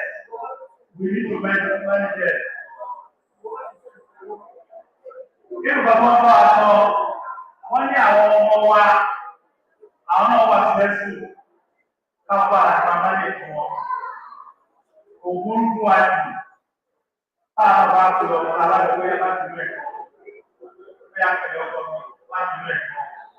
Káà ti manage àwọn ọmọ ẹ̀ kó má lọ pẹ̀lú ọmọ láì ìjọjọ́. wọ́n jẹ́ lórí wa pé àwọn ìyá bá ní lọ́sí ìgbà wa lọ rétà wa tó ní àlàkà ó rìdíùsì ju àwọn ọkùnrin lọ. Wọ́n bá kò ní bẹ́ẹ̀ jẹ́pẹ́ yòó ní rétà àlàkà ẹ má ṣe ìdáwà bá ti ní rétà àlàkà lọ́wọ́ ẹni ọlọ́wọ́ aṣáájú fún wa ọlọ́wọ́ ìdíje ọlọ́wọ́. Wọ́n á jẹ́ tó wáyé wa pé káwọn akọ́ṣà nípa ọ̀hánà àbára ti òun sẹ́ńtà àti rí yorùbá ìfọ̀n wáyé ìjà àwọn ìjà rẹ̀ nígbà wọn lè ta òkèèrè ìdí wọn wá sọ̀rọ̀ pẹ̀lú sí òun fẹ́ gbà wọlé wọn ní ká sí ká wá mẹ́ta àtẹ̀sọ̀ àmẹ́ta wọn ní ká sì lè máa ní káwọn ọlọ́lẹ́kọ̀ọ́ déédéé káwọn jẹ́ kí ilé ìwòsàn ó dàbí sẹ́mẹ́ntì fún wa tá a máa sára fẹ́ lọ ìyẹn ni wọ́n á fẹ́ gbà wọlé sí tá a lọ nísìnyí. Adúmẹ́ni àdúrà ìwà pé a máa wo ìwòsàn ara wa déédéé tí bá jọ tútù owó káàdì owó compensation fún àti ọdún yóò lè sí ìjẹun àti pé ìlera ẹ̀kọ́ wa lápá sọ fún wa pé báwo ni a ti lè rí ìwòsàn ní ẹ̀dínwó àti ní ọ̀fẹ́. Èyí tí mo ní pé ibi náà fún wọn ní dáadé tí wọn bá fẹ́ bí mo fẹ́ kó máa ní àti ṣe cs wọn á ti lọ́fẹ̀ẹ́ tó bá ti ń ṣe àwọn ọjọ́ tó ti ẹ̀ ní nígbà tó ti ṣe. Tó ní orí eléyìí mo sọ lẹ́sọ̀ pé gbogbo àwọn ọ̀nà bàbá ní a máa ṣe àwọn pẹ́pẹ́ yẹn papọ̀ ní ìyàwó tí wọ́n bá bọ̀ lórí ìlera ìkó kí làwọn àǹfààní tó wà ń bẹ̀ àti pé báwo la ṣe lè bẹ̀rẹ̀ láti bàtà ìdọ́là bàbá wa Ọpẹ́yẹmí Adéyẹmí ọba tó yẹ ká. Assalamu alaikum warahmatullahi wabarakatuh. Wa alaikum salam warahmatullahi wabarakatuh. Lákọ̀ọ́kọ́ mo fẹ́ dúpẹ́ lọ́wọ́ àwọn bàbá wa, fẹ́ dúpẹ́ lọ́wọ́ Alhaji Rabi Mama àti Sheikh wa. Irú opportunity báyìí, I'm very happy to be here. It's a privilege for me. Ọ̀pọ̀ èèyàn nínú wa ló máa ń gbọ́ nípa ìlera Èkó, ẹgbẹ́ láti ẹ̀sìn lè rí wọn, àbí ẹ̀tì ẹ̀jẹ̀ ká pè wọ́n wá sínú society wa àbí sínú kankan. Fẹ́ pé wọ́n á ṣẹ̀ máa ṣe kíní abẹ́lómi àpọ̀ ní pé wó. Kò sí ìtókọ̀ mi pẹ̀lú anybody. Ṣùgbọ́n àwọn òrò bẹ́ẹ̀ wọ́n fi ìfẹ́ tí wọ́n ní sí gbogbo ará society wọ́n fi wò pé kí la lè tún fi enlighten àwọn èèyàn wa láti lè tún fi fà wọ́n mọ́ra. I believe it's part of showing love. Mo dẹ̀gbàdúrà pé Ọlọ́run á túbọ̀ máa bá wa lọ́rẹ̀ mi ní. Àìsàn tó kéré tó tóbi Ọlọ́run ò ní fi gbé yín dè lágbára Ọlọ́run ọlọ́ ayé náà àti ìnà ìnà àmàlẹ́yìn àti àgbà sọ́wọ́ sọ́fìlọ́ bí káwálé náà ṣe rẹ̀. Ẹ ṣe gan ni sà. Kí ni ìlera Èkó? Ìlera Èkó jẹ́ ètò tí ìjọba ìpínlẹ̀ Èkó gbé sílẹ̀ fún gbogbo àwa tá à ń tún gbé ní ìpínlẹ̀ Èkó. Wípé kí a ní àǹfààní sí ìtọ́jú tí ó péye pẹ̀lú owó tí ò gani lára rárá. Wọ́n ní pé orí ń fọ́ wa, ẹ̀dọ̀ ń dùn wa, àmọ́ bára wọn ṣe ń ṣe wá. Wọ́n á fẹ́ bímọ àbí ìyàwó mi ń lọ sípò lóyún, ó fẹ́ bímọ. Àmọ́ bá a ṣe fẹ́ gbégbá àṣẹ ní láti pe àwọn mọ̀lẹ́bí ẹ dáwó fún mi. Wọ́n fẹ́ ṣe CSC, àṣẹ ń pe extended family láti lè contribute owó fún wa. Rárá, lórí ìlera Èkó, ìjọba ìpínlẹ̀ Èkó ní pé kí a máa ṣe wàhálà púpọ̀ lórí ìyẹn. Àdẹ̀wá ní àwọn ètò yìí lóríṣiríṣi. A ní fún family, a ní fún single. Fún single jẹ́ èèyàn kan ṣo, fún family jẹ́ bàbá ìyá pẹ̀lú ọmọ mẹ́rin. A ní family of 4, a ní family of 6 lórí ètò. Cherry, I appreciate the fact that I am here because I also learned so many things coming today. Nípa nǹkan tí àwọn bàbá wa ti sọ àti dókítà wa. Cherry, Ọlọ́run má jẹ́ kí wàhálà tí ò tó nǹkan kó pààyàn. Ọ̀pọ̀ ní wa ló ń lo mọ́tò, ọ̀pọ̀ ní wa ló ń jáde. Àdẹ̀mọ̀ pé ká tó gbé mọ́tò wa jáde kúrò lé, a máa ní láti ṣí bọ́nẹ̀tì ẹ̀wò àá ṣí àáwò bóyá omi wà ní radiétọ̀ bóyá epo wà ní ẹ̀ bó ṣe yẹ kó wà ní ẹ̀ bóyá ó dúró déédéé ká tó gbé sí ọ̀nà. Nígbà tí Ọlọ́run fún wa ní ìmọ̀ láti máa ṣe yẹn fún mọ́tò tí ò lẹ́mìí, kí ló dé tí a lè tọ́jú àgọ́ ara wa? Kí ló dé tí àgọ́ ara wa tí ò lè jẹ́ ìkọ́ tó máa mú wá lẹ́mìí? Ká tó ṣẹ̀ máa jẹ ọ̀gọ́ tí ò lẹ́mìí. So it's a very good thing to take care of ourselves. Wàhálà tí ò tó ní ìgbà mi wọ́n ń pẹ̀lú ní ìdánù. Jẹ́ pé kó tó rìn láti bí ìsẹ́nà lọ́gbẹ̀ yẹn, ó kàn lè wo ṣubú. Ẹ tó débẹ̀ gan-an wọ́n ní àwọn ti pà ó ti lọ. Ṣùgbọ́n tá a bá ní ẹ̀mí, tá a bá ní ìmọ̀ pé a gbọ́dọ̀ máa ṣe àgọ́ ara wa lóòrèkóòrè, a gbọ́dọ̀ máa ṣe a gbọ́dọ̀ máa ṣẹ́kì ẹ̀sì wa lóòrèkóòrè. A rí pé gbogbo àwọn nǹkan yìí ẹlòmíì ó kàn lè jẹ́ pé kókó ọ̀sùn lásán ló lè. Bàbá tó mọ̀ á ti lọ ọ̀dọ̀ ya títírá, á ti lọ ọ̀dọ̀ ya tó pọ̀, á ti bá pè nǹkan tó yẹ kó bá pè mọ̀, á ti pè pọ̀ fún. Ìyá wa tún bí nǹkan míì tó yẹ kó bí jáde lágọ̀ọ́ ara wa, á tún bí síta. So ẹ jọ̀ọ́ ẹ jẹ́ ká mú ètò ìyára wọn bẹ́nẹ́fìtì tí ìjọba ṣe fún wa tí mo dẹ̀ mọ̀ pé bàbá tábàtẹ̀ ní wọ̀ rí nǹkan míì ṣe fún lórí ìlérè ètò lórí health insurance yìí. It has been a wonderful thing that so many people have been using and giving a very good experience about it. So fún èèyàn kan ṣe lórí ìlérè ètò 15,000 naira ni 15,000 naira yìí ọjọ́ mélòó la fẹ́ fi lò ọdún kan la máa fi lo 15,000 naira yìí. Kò dẹ̀ yálà ń pé bóyá ẹ lọ sí hospital lónìí ẹ lè lọ lọ́la àbí ó níye ìgbà tẹ́ gbọ́dọ̀ lọ sí hospital kò sí nǹkan tó ń jẹ bẹ́ẹ̀ lórí ìlérè ètò. In as much tẹ́ bá ṣe ń feel uncomfortable nínú àgọ́ ara yín ẹ mú policy number yín ẹ lọ sí hospital tẹ́ bá yàn láàyè. A ní private hospital, a ní health center, a ní general hospital kankan lórí ìlérè ètò. Kì í ṣe pé bóyá lè lọ sí hospital àbí bóyá private hospital ẹlòmíràn ní owó private hospital ó ti wọ́n jù lóòótọ́ ni ṣùgbọ́n tẹ́ bá ti wà lórí ìlérè ètò bùkátà yín ó ti bíyá Ọlọ́run ti bá wa gbé bíyá ó tiẹ̀ fi ìmọ̀ yẹn sí àwọn ìjọba wa lórí láti lè ní pé kí àgọ́ ara wa pé mú wọ́n lẹ́mìí wọ́n ṣe bàbá rí nǹkan ní ìdúpẹ́ fún ká dúpẹ́ fún yìí ṣé nǹkan tí mi sọ yé yín so fún ti family it's 55,000 naira tó jẹ́ family of 4 yẹn bàbá ìyá pẹ̀lú ọmọ méjì adẹ̀ní fún family of 6 náà family of 6 yẹn is 80,000 naira. Kí ni àwọn àǹfààní ta lè jẹ lórí àwọn ètò yìí? Ó kọ́bà fún consultation yín ní hospital, ó kọ́bà fún lab test yín, ó kọ́bà fún oògùn, ṣùgbọ́n kì í ṣe gbogbo oògùn ló kọ́bà fún. So àdúrà la máa gbàgbà àìsàn tó máa ju ẹ̀mí wa lọ tó máa tó oògùn káàrin olóògùn ẹ̀ kíá ọlọ́mà jẹ́ òde bá wa. So ètò yìí it has been a very wonderful one. So policy number yín lẹ́yìn tàbá ti register yín a máa gba gbogbo details yín ìyẹn la máa fi generate policy number yín fún yín. Policy number tàbá mú fún yín lẹ́yìn tàbá sanwó sí anytime frame wa any payment like fún àwọn tó bá nífẹ̀ẹ́ láti register registration is free you only paying for your premium.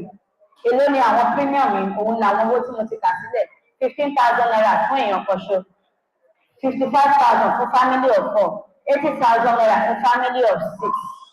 So tá a bá ti sanwó sórí premium wa rẹ̀ òun ló máa fún wa ní àǹfààní láti lè máa ní à ń jẹ àǹfààní àwọn ètò tí a kà sílẹ̀. So consultation wà bẹ́ẹ̀ ó cover fún diabetes patient ó cover fún hypertensive patient ó cover fún hernia surgery ó cover fún appendix surgery ó cover fún 15 days admission ó cover fún antenatal care bóyá normal delivery ni àti CS kò sí tí o ṣe normal delivery bẹ́ẹ̀ a máa ń pè ní vaginal birth or CS. So lórí ètò yìí hospital tẹ́ bá yàn láàyè lẹ́yìn ẹ̀tẹ́ láti san owó kọ̀ọ̀kan mọ́ tẹ́ bá ti wà lórí ìlérè ètò ṣùgbọ́n àwọn facility míì tó jẹ́ pé wọ́n máa ní àwọn nǹkan kọ́kọ́ tó máa kà sílẹ̀ fún wa báwọn náà máa fi gba owó ṣùgbọ́n mo lè gbẹ̀tẹ̀ pé on a normal day tẹ́ ẹ̀ bá sí lórí ìlérè ètò ẹ máa san ju owó tó yẹ kó máa ka yín gbọ́ láyé àtẹ̀jẹ̀ máa pé gbogbo ìdílé láti lè ní pé láti lè ní pé sọpọ́ọ̀tì fún ọ̀tẹ́ bá ti wà lórí ìlérè ètò àní láti máa dára wa lẹ́hùn wọn.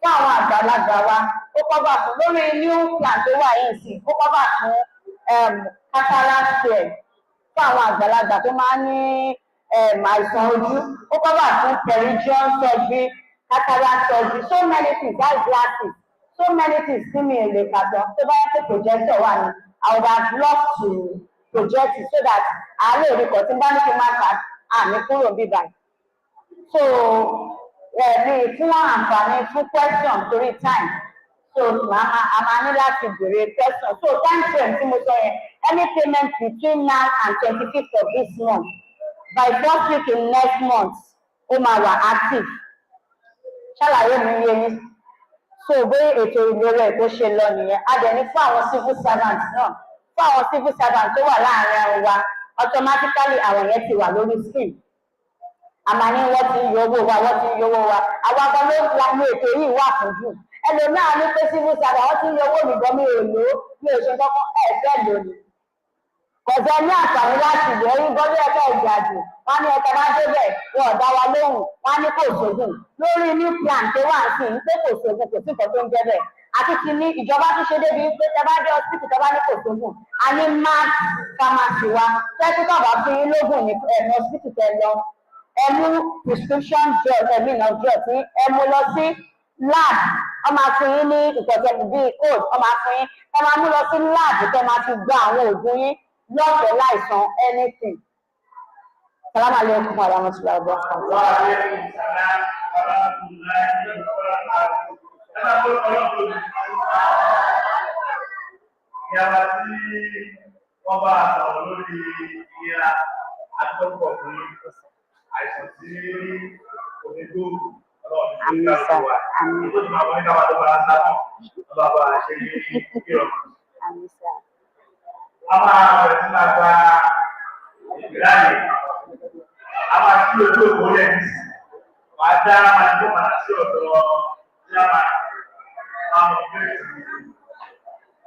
àwọn questions and answers. Lórúkọ ìpàdé àti ìdára àtọ́kọ̀ bí àwa àtọ́kọ̀ fún dọ́kọ̀.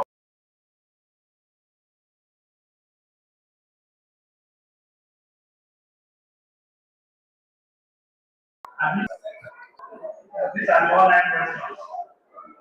I am ready.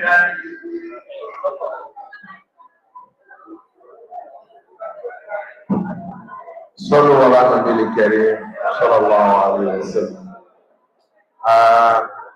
A kí àwọn dókítà wa àti àwọn sísá wa ọlọ́run kó wá kí ṣòkòtò di pé a máa ka àwọn questions tó wà lọ́wọ́ wa mo fẹ́ make one or two comments lórí our discussion to mobile. Sorry, let me speak in English so that you can, flow with me. Stress management.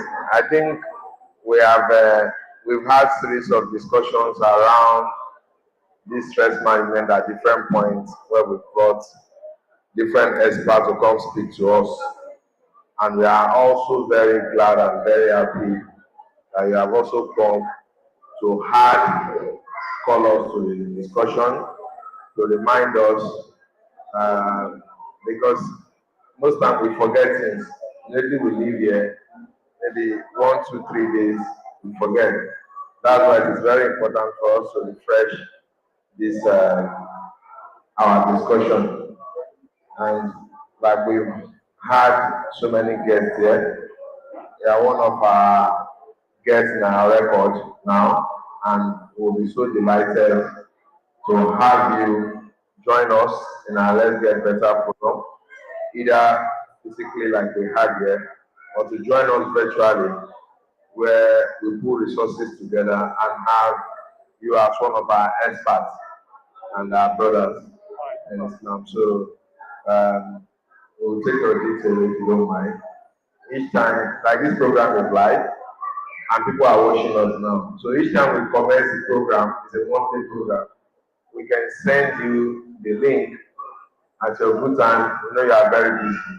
You can connect to also follow through our discussion, and we will also be glad to have you comment and give some expert opinion on some very medical and professional topics that we'll be discussing. Yara help us to reward you more abundantly. We have also reiterated some of the things that Amir said.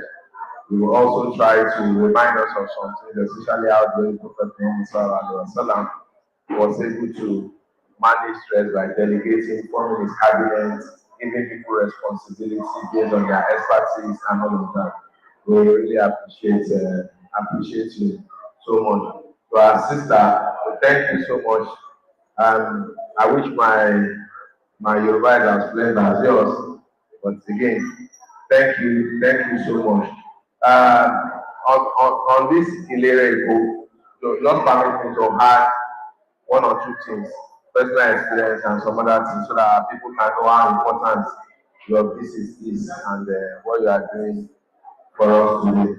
So, Ilere Eko, ẹ jẹ́ kí gbogbo wa kí a try ká register gẹ́gẹ́ bí wọ́n ti sọ fún wa. It's part of the HMO. I'm sure gbogbo wa a máa ti gbọ́ nípa HMO rí. So it's another form of insurance, but on the medical side. Now, tàbá fún àwọn tá a ní mọ́tò, a ní compulsory motor insurance, which is called third party. Third party insurance yẹn ni wípé tó bá gbáyàn or tó bá fi mọ́tò ẹ̀ cause damages fún ẹlòmíì. Damages yẹn ó lè dẹ lágara in terms of owó tó máa fi tún mọ́tò rẹ̀ ṣe. But tó bá ní third party insurance yẹn, insurance company yẹn ló máa tún mọ́tò yẹn ṣe. Kò ń ṣèwọ ló máa tún mọ́tò yẹn ṣe. And that's why, so two types of insurance ló wà ní insurance world. The compulsory one, a third party yẹn, compulsory insurance yẹn. Ẹ torí ẹ̀ tọ́lọ́pàá bá dá yín dúró, tó bá béèrè ìwé mọ́tò yín, one of the things tó máa béèrè ní insurance certificate. And what are they trying to do? Tàbá wo the essence of insurance is to bring harmony into the society. Tó jẹ́ pé ẹ̀jíká wò tí every month tó bá ní third party insurance, that means ó máa solve problem gbogbo wa. Tó tọ́ mo ní dáhùn tó bá gbẹ ò ní láti máa bá àjà lójú títì. Akọ̀ǹpa insurance tó bá ti ṣe insurance third party wọ́n máa fún ẹ ní policy, akọ̀ǹpa policy number. Tó bá ti sẹ́ndẹ̀ sí insurance company títí ẹ fi gbogbo ìyókù lẹ̀ ọ́ ló máa solve problem yẹn. The same thing tó yá pé mọ́tò mi ló gbẹ àdéhùn ló gbáyàn, submit insurance policy ẹ, then from there they will take it up. Compulsory insurance nìyẹn. Ó tún kọ́ bá pé tí mọ́tò ọlọ́mọ ìkárí tí mọ́tò ẹ bá pààyàn gan, third party insurance ẹ máa cover ẹ̀, wọ́n máa take care. And kí ni consideration, kí ni wọ́n ní láti san fún insurance yẹn? Òun ni wọ́n pè ní premium. Depending, so it used to be 5,000 tẹ́lẹ̀ fún third party insurance mọ́tò, ó ti di 15,000 nísìn. So with 15,000 ó ti cover ẹ̀ fún 1 year nìyẹn. Now compulsory one nìyẹn. We now have the one which is compulsory, but it is recommended and good. Ìyẹn ni comprehensive insurance. Because third party yẹn, tí mọ́tò ẹ bá gbáyàn, mọ́tò ẹ bàjẹ́, mọ́tò ẹnìyẹn náà bàjẹ́. So mọ́tò ẹnìyẹn ni ó máa túnṣe, mọ́tò ẹ gbáyàn. Téèyàn bá dẹ̀ gbá ẹ, mọ́tò tí ẹni ó máa túnṣe ẹni ẹ máa lọ tọ́jú ara títí ẹ̀. But with comprehensive insurance, wọ́n máa tún mọ́tò ẹ ṣe, wọ́n máa tún mọ́tò ẹnìyẹn ṣe. Tí wọ́n bá so comprehensive insurance, ìyẹn ó cover third party, ó lè cover àǹfààní títí ẹ náà. Tí wọ́n bá jí mọ́tò ẹ lọ, wọ́n máa bẹ for insurance, wọ́n máa bẹ indemnify ẹ, indemnity means pé kó máa make gain ọjà bó ṣe yẹ. So tí mọ́tò ẹ lọ́yà tó mọ́tò tó ń wà, lẹ́gbẹ̀ẹ́ balẹ̀ iye tó wọ́ọ̀tì lọ́jà ní sí 2 million ni. Tí wọ́n bá jí mọ́tò ẹ lọ, depending on iye tó bá sọ, wọ́n máa fún ẹ ní 2 million. Ọ̀gbọ́n bẹ wá mọ́tò tó ń jẹ́ 2 million. Bẹ́ẹ̀ bí insurance ṣe rí nìyẹn. A ní mọ́tò insurance, a ní fire insurance. Kò dẹ̀ kí n yé lórí ìgbà tó bá di landlord tó ní fire insurance, tó lè ṣe fire insurance tó máa cover property ẹ nínú ilé yẹn. Ló jẹ́ pé tí ilé yẹn bá ju ẹ̀ tí wọ́n bá ṣẹlẹ̀, wọ́n máa indemnify ẹ, wọ́n máa get gbogbo tó wà nílẹ̀. I mean, fún àwọn what I call a busy nìyẹn. then different kind of other insurance. Àwọn obìnrin insure jewelries, wọ́n insure kiri. Now, thinking insurance yẹn, oníwájú wá sí medical field. So pé tó bá san owó díẹ̀, just like mo explain motor insurance, just like mo explain comprehensive insurance. Tó bá san owó díẹ̀, then wọ́n máa fún ẹ ní policy number. Owó tó san ẹ ní medical premium ẹ, wọ́n máa fún ẹ policy number. So that policy number anytime tó bá sick, wàá lọ sí hospital pẹ̀lú policy number ẹ, o ò ní san owó. Ìjọba, okay now, ọ̀nà méjì ní private àwọn company, àwọn HMO, health management organization wà. Now ti àwọn HMO yẹn management organization, àwọn company, private company, tó bá ti sanwó fún ọ, anytime wàá kàn mú káàdì ẹni, tó bá ti mú káàdì ẹ, wàá mú káàdì ẹ lọ sí hospital. Some of them wọ́n wà flexible, wọ́n ní 200, 300 kind of hospital. Anyone tó bá wà tó ṣe ẹ, bá ti fi káàdì ẹ wọ́n máa fi àwọn company yẹn, èèyàn bá bá wà bí ti ká treated. Tó bá ti treated náà, wọ́n máa discharge ẹ, òun lọ lónìí yẹn, àwọn ló máa sanwó hospital ẹ. Now, because eléyìí àǹfààní ńláńlá ló jẹ́ fún àwọn tó ń ṣiṣẹ́ company and all of that. Àwọn tó jẹ́ pé aládàáni àbí àwọn tó ń tajà àbí nǹkan kan, wọn ò rírò àǹfààní yẹn gbàgbé. Ìjọba Èkó wá gbé títí wọn sílẹ̀ tó ń pè ní ìlera Èkó. Òun ni ó ṣe déédéé tàwọn private company yẹn. Òun ni àwa ní pé kí àwọn tó wà ní in charge ìlera Èkó kí wọ́n wá bá wa sọ̀rọ̀. Àbá insurance ṣe wọ̀ kẹ́lẹ́, a lè wúlò kò possible. So tí àwa 1 million tábà san maybe 15,000 nísìnyí, 15,000, káyí 10 million cash ló wà lẹ́kọ̀ọ́, tábà san 15,000, ẹni pé jẹ́ 150 million yẹn lọ́dún kan. Kò dẹ̀ kí n ṣe gbogbo wa ẹ̀ náà ni a máa fọ́tò wa accident lọ́dún kan, àbí? So tó bá jẹ́ pé àwọn accident wọ́n ní ìní yẹ̀ tí gbogbo ẹ̀ kí n bu pọ̀ láti 70,000 ní. So tí wọ́n bá settle 70 million ní wọ́n fi settle àwọn accident, àwọn náà máa make again 80 million, ẹ̀bẹ̀ yẹn máa sanwó oṣù, wọ́n máa ṣe dáṣà wà and all of that. So fún àwọn private company yẹn. Náà fún ìjọba, wọ́n á ní pé kí gbogbo wa tabadáwó, wọ́n ti sọ fún wa 15,000 ní lábẹ́ èèyàn kan tí ó ti marry. Lábẹ́ ẹgbẹ́ tí marry ni ó máa san 55,000. Tó bá dé and maximum of 4 family nìyẹn. Ọdún bá dé family tó wá jẹ́ bí 6 family, ọkọ ìyàwó ọmọ mẹ́rin. Sorry, the original beneficiary is excluded. It's the original beneficiary plus 4 dependents, right? So, bàbá, ìyá, ọmọ, tẹ́bá di mẹ́fà, 80,000 la máa sọ. So tẹ́bá di sọ 80,000 yẹn lọ́dún kan, àti ní àǹfààní, yàtọ̀ sí general hospital bá àwọn general hospital ọkàn treat wa o.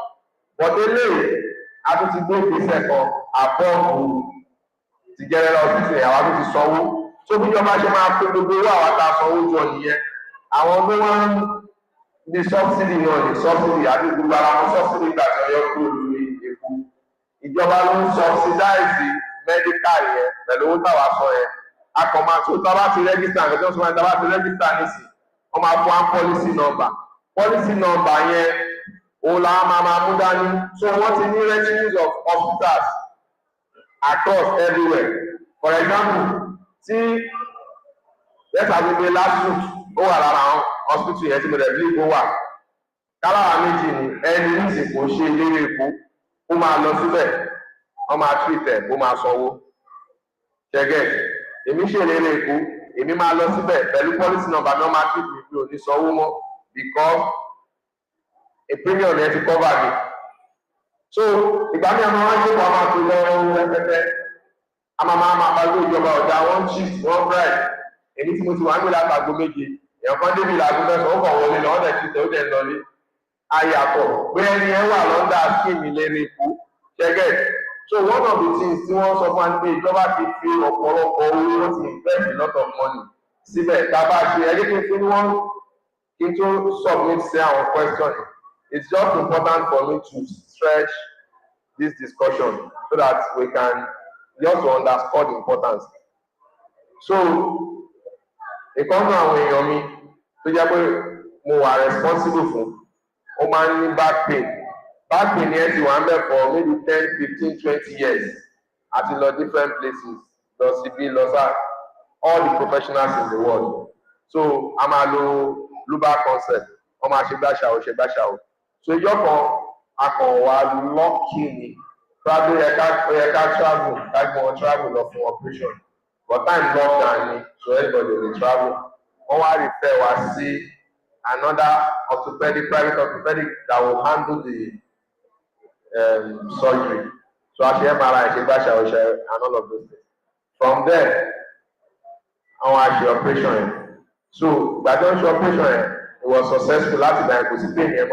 But moment of the MRI, the test, everything actually was close to 350,000. Operation was about 3 million naira, and there's 1 naira because of this HMO insurance. And that's how unbelievable anything insurance can be. It's very unbelievable. We are just for Amadeki, Alaji, Salmon, Kawaju Kusuri, and Simon Yunus, Kawaju Kusuri come back for one insurance generally. So that's how important it is. And I would like, on behalf of the army and the national president, to encourage all of us, not about the NHMO, that key in into this area. Like the doctor said, it is a very rare opportunity. At the Gonga Alaji Lukman Akintunde, Joba Soro in last LGB, Agbo Orishishi Bota, privilege and in LGB. It's very rare. It is 1 in a million for us to have an Islamic organization that really care about our welfare and all of it. So it will be very delighting for me to see 90 to 100% of us, 100%, 90 to 100% potential people who get more qualified for Kini, láti register on program so that our efforts will not be in vain. Ọlọ́run jẹ́ ká kúkú òjijì. Wọ́n ti sọ fún ẹ̀ka tí Kini yẹn máa ń count. Tẹ bá fẹ́ mú count ní mọ́ǹtì bí kẹfẹ̀rẹ̀ tí máa tó benefit yẹn, wọ́n ti sọ déètì ta ní láti kọ́kọ́ register 20. So tẹ bá ti lè sọ 25th ẹ ti kí ìnìyẹn. So owó tẹ bá sọ 27, 28, 29 ó di next month nìyẹn. Àbí because wọ́n máa ní láti process it. But for you to benefit from this month, the last day is 25. So after 25, ó ti di another month nìyẹn. So ẹ̀kan lọ́dún lẹ́dẹ̀ máa sọ. I think with this, I'm expecting so many questions. At least nǹkan tí ó bá clear to wa tẹ́lẹ̀ to wa clear at least. So mo expect so many questions. So assignment of Fumini láti moderate the question and answer. So let the questions keep coming. For questions that are for the doctor, I will read it, then you respond. So it's based on your prerogative now. If you want me to take the 3 at once, then you respond together. If you want me to take them intermittently, so that you respond, I take, you respond, I take. So which one do you do? What? Okay, one after the other. Okay, so you have 3 questions here, at least for now. Assalamu alaikum warahmatullahi wabarakatuh. So the first question is, in what ways do any life stress and adversity contribute to epigenetic changes? Genetic changes, maybe gene.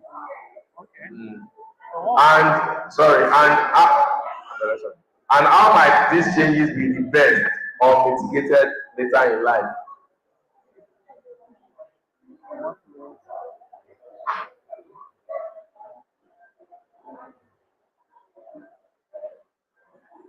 You can interpret it in your own word, but I think what this person is saying is maybe something that you inherited.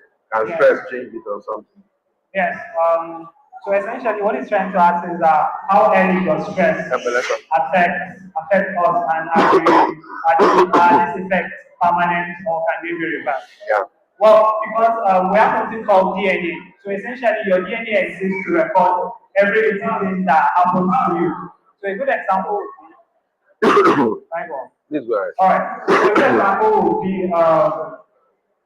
there are so many things that, for example, if you are a hardworking person, you can pass that hard work to your future generations. We have it documented, and starting to see that hard work actually in China, they are able to pass down their ability to work hard and go the extra mile to their generation and subsequent generation. So what that means is that yes, it's very possible. If for example I give birth to a baby, if the baby that is giving birth to a war-torn area would not have the same socio-economic goals as the same that is giving birth to say a non-war-torn area. For example, now we have the war going on in Palestine. You can imagine babies that are giving birth to such environments. They don't have doctors to take care of them. There's constant sound from the bombing, the gunshots, and there's barely enough food and whatnot. So all these things contribute to stressors. They will affect your developmental growth, both your brain. The child will grow up with severe developmental anomalies, and the children will most likely have something post-traumatic stress disorder. So the thing is that yes, these things affect you as early as the giving birth, because as we nurture our children, we have hormones that we produce. For example, if a child is crying and the mother attends to the child, so the child releases a hormone called oxytocin, and that hormone promotes growth, it promotes understanding, and it promotes love. So it's called the love hormone. So that means that if you take care of a child very, very well, as soon as they're giving birth, in fact, and that's why we encourage once a child is giving birth, skin to skin contact. We encourage to let the baby remove the baby's clothes and let the father hold the child. Scientific report investigation shows that promotes love, that promotes intelligence, that promotes any growth. So if you hold your child, especially if you hold your child, if you're constantly present for your child, yes, the difference is clear compared to a father that is too busy, or you don't want to be soft-hearted towards the child. So it's very, very important that you show your children love as early as possible. In fact, children that come from families from families that love them show that they do much, much better in life. And this is very, very simple. If for example now you're having any challenge in school, you send our children to school, and if you come home and tell your child or you tell your parents, oh, this is what happened, and the parents start scolding you, they tell you, oh, okay, this is how you should do this. I should always remember that children don't know better. They're experiencing these things for the first time. And unfortunately, they don't know how to react. And if you compare peer pressure and other things, so they tend to misbehave. It's not because they want to, it's because they don't know any better. So it's your responsibility as an adult to try to try as much as you can. You can scold them probably, you can even beat them a little. But try as much as you can to not overdo. Don't let your child be afraid of you. If your child is afraid of you, it's going to go and look for that reassurance and solace outskirts, and you don't know who is going to it. It might be somebody that was not raised properly and will describe the child. And unfortunately, character changes that happen if you are a child. So you have to work extra hard, you have to go to therapy, you have to go to prayers and whatnot. Yeah, so those changes can be reversed. There's nothing that is permanent, but it takes so much effort to do that compared to the little effort that you put in just being there and loving your child and being responsible for your child. So yes, how you treat children definitely affects them at a very, very young. In fact, as soon as you are born, because children are like sponge, they go into that like a blank slate. So whatever the environment shows them, that's what they absorb. So in a way, that is how your child behaves is 100% your responsibility. Again, as much as we say that we have to understand that sometimes you push children away. You go outside and look for these things that they're supposed to find at home. So many unscrupulous characters, and there's no saying what that can lead to. Thank you. Thank you so much, Doctor. So, in summary, prevention is better than cure. That's what our doctor is telling us. So, the second question is, what is the main symptoms of having high cortisol, and how best can it be managed? All right. So, like I said, cortisol is one of those stress. It's a stress hormone. If you're stressed, anything that stresses you, from worrying about the exam, so many things that you worry about, your body releases that stress hormone. So the thing is that the stress hormone is supposed to release in small amount. But if you're constantly stressed, your hormone rises and it overwhelms your system. So like I said, it causes your bones to weak, your bones start to become low. So you know how we have women that are 90, 80-year-old that are menopausal. So there's this hormone called estrogen that protects the heart and the bones. So once you withdraw that estrogen, cortisol rises, it destroys the bones. It can cause you to have diabetes. It can cause you to have hypertension. So for the main two diseases that cortisol, either if it's low or high, it causes you to have either Addison's disease or Cushing's syndrome. So for Addison's disease, you have an uncontrollable hypertension, among other things. They have electrolyte imbalance. That means your potassium, your calcium, your all being disrupted, and that will cause you to have seizure. What we know as epilepsy, you can have that. So for Cushing syndrome, when the cortisol is high, it will make you be fat. In fact, we describe the fatness as moon faces because the fat accumulates on their face and on their chops and on their thighs. So you see them, they are very, very fat and they look funny. It's a very, very weird definition of fat from regular overeating fat. And another thing is that it can disrupt your pancreas. Like I said, so it can make you to have diabetes. We have a case of a patient that developed diabetes because of the stress that he had during his wedding. So you can imagine something that allows great better for us, where something going to become diabetic. So it's very treating diabetes as well because of so much stress. That was really because his parents is not diabetic, his siblings are not diabetic, his of diabetes family. He was just so stressed from the preparation for the wedding that the blood sugar and his level began to get high. So our water sugar level gets exactly high, it destroys your pancreas, and that automatically makes you become diabetic. Thank you, doctor. God bless. So the other question is around the last word you made now, diabetes. So somebody is asking that what are the symptoms of diabetes and is it curable?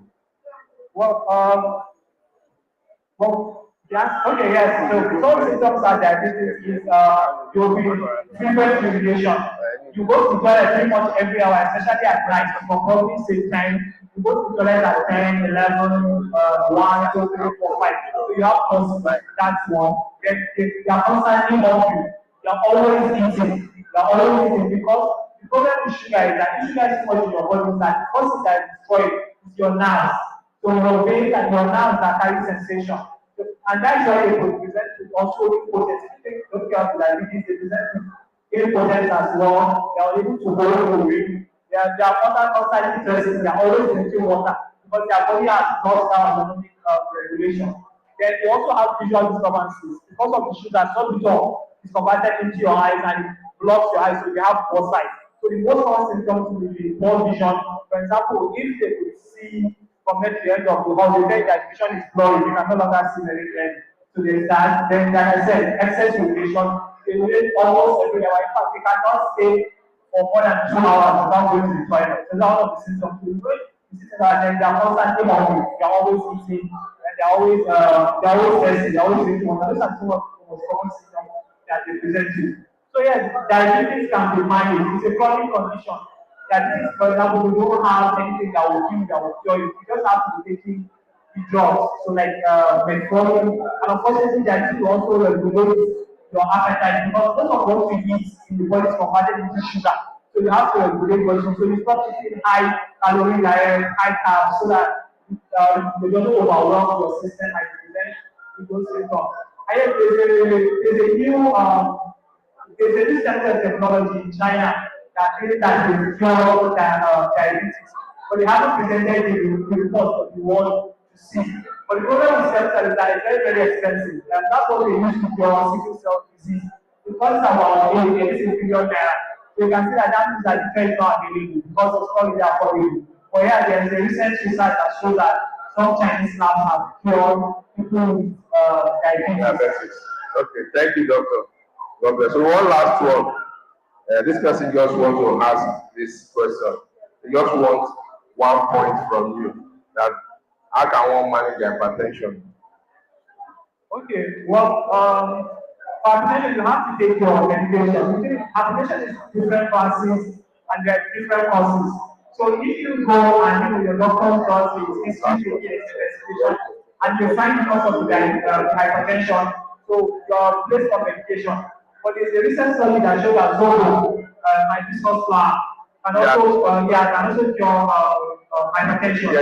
I know of a patient that is currently taking Zobo and is no longer on the hypertensive drugs. So Zobo for a fact, you know for a fact that Zobo cures hypertension. But you have to take it every single day, or sometimes twice or thrice a day. So that's why you must constantly have to take it. So I think it's better than taking the antihypertensive drug. But again, please, you have to liaise with your doctor so that you don't stop your medication and start taking Zobo. We are not sure if it works for everyone, but we know for a fact that I think out of over 90% of those that took part in the study, those that were on hypertensive drugs, eventually stopped taking the hypertensive drug and you're just taking this one alone. So we know for a fact that no can cure hypertension. But please, you will also have to liaise with your medical professional so that you know. Yes. Thank you, doctor. So, after the checks, you don't abuse the drug. Thank you. I think that's all. So, 2 questions for madam. So, let me take the 2 together. I mean, that will be easier for you because they are interrelated. Okay. So, the first one, and I think most of those things will be able to see them here, right? Just so that you just speak through it. The hospital is no, it's not there. Just speak to this one. So regarding UNILAG, please, what are your terms and conditions for your prospective customers? After registering with you, can I make use of the health insurance in some certain hospitals in Lagos? I think you have answered it, but you just wanted to reiterate it. The second question is, if one pays 15,000 naira only, then what of husband and wife that they don't have a child? So he's asking, if you say 15,000 is single, what about for couples that are still expecting? Is this 15,000 or is it? No. For couples, it's 55,000. So, and like I said, I think I've said it before. Once it's more than one person, is 55,000 maximum of 4 dependents. Okay, you've answered that one. Thank you. So the second one, they ask what are the terms and conditions, and is it for some hospitals in Lagos? Yeah. Let me extrapolate it. The Lagos, can somebody who does not stay in Lagos register under the Lagos? I think that will take care of it. No, it's Lagos State Health Insurance. So you use LASRA? You use LASRA? Yes, we use LASRA. Okay, so they are asking that what are the terms and conditions? And basically, there's no terms and conditions. Once you have your policy, it's only what we don't cover for that we don't give. You understand? So once you go to the hospital, you present your policy number. So whatever you cover and it's on our screens, you definitely get your treatment for it. So my simple last question is, this lyrical, if we go to your website and all of, are we going to see all the hospitals that are under your scheme? Possibly, but at the same time, it's a thing I can actually send. Okay, please, if you can send it to us, we have a platform in our Let's Get Better. We can share. So when I send the list to hospitals who are under the lyrical, they will not share. I think that, yeah. So I think we would like to have it. Thank you. Wants to ask a question. Sallallahu alaihi wasallam. Sallallahu alaihi wasallam. Wọ́n ti mú lè fa títí báyìí.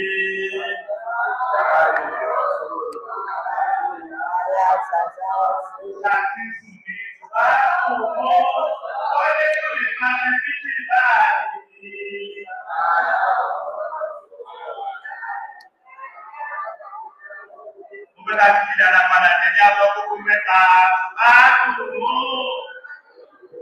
Títí báyìí, wàjà ìrọ́sọ̀rọ̀ láì àyàgbá àjò. Sọ́dọ̀ mi kẹ́rì, láti túbọ̀ sí ìyá ọ̀lẹ́ náà. Tí kọ́ọ̀pù bá ṣe kọ́ọ̀pù 5,000 yẹn, it is with the expectation pé láàrin ọ̀rọ̀ ìlọ lórí. Ló ti jẹ́ pé owó wọn ti lórí bí àwọn àgbà lọ́wọ́ ká lè clear. Ṣé mọ̀ pé wọ́n ní kí ni máa kọ́ wà níbi tó máa ti bímọ? Ọdún wa sọ 15,000, ọkọ náà sọ 15,000, ẹ wá lọ wí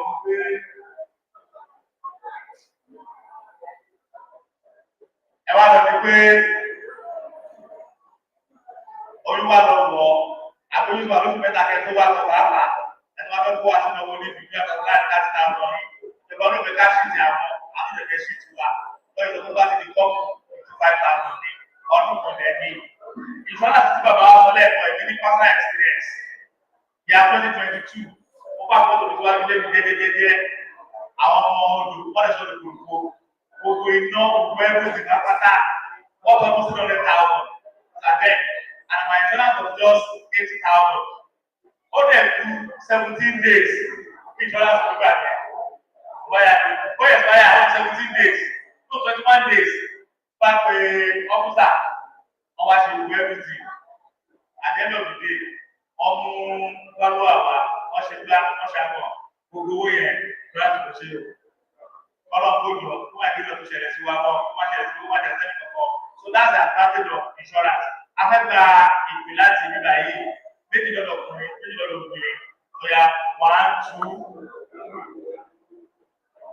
1 2 3 question.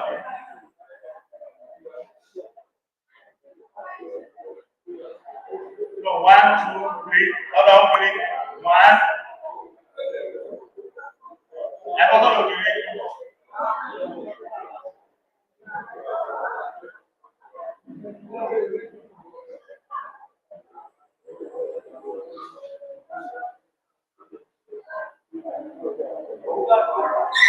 Well, this one is not for us.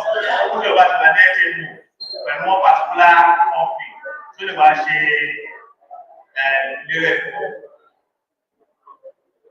Then, sir, because most of all these issues all that they don't cover. So the community who are jail showing our red care, who are still under the because the is the cheapest HMO. So choice in it. The barrier, okay, you want to be on another HMO and go for the rate. You are not satisfied with it. Yeah,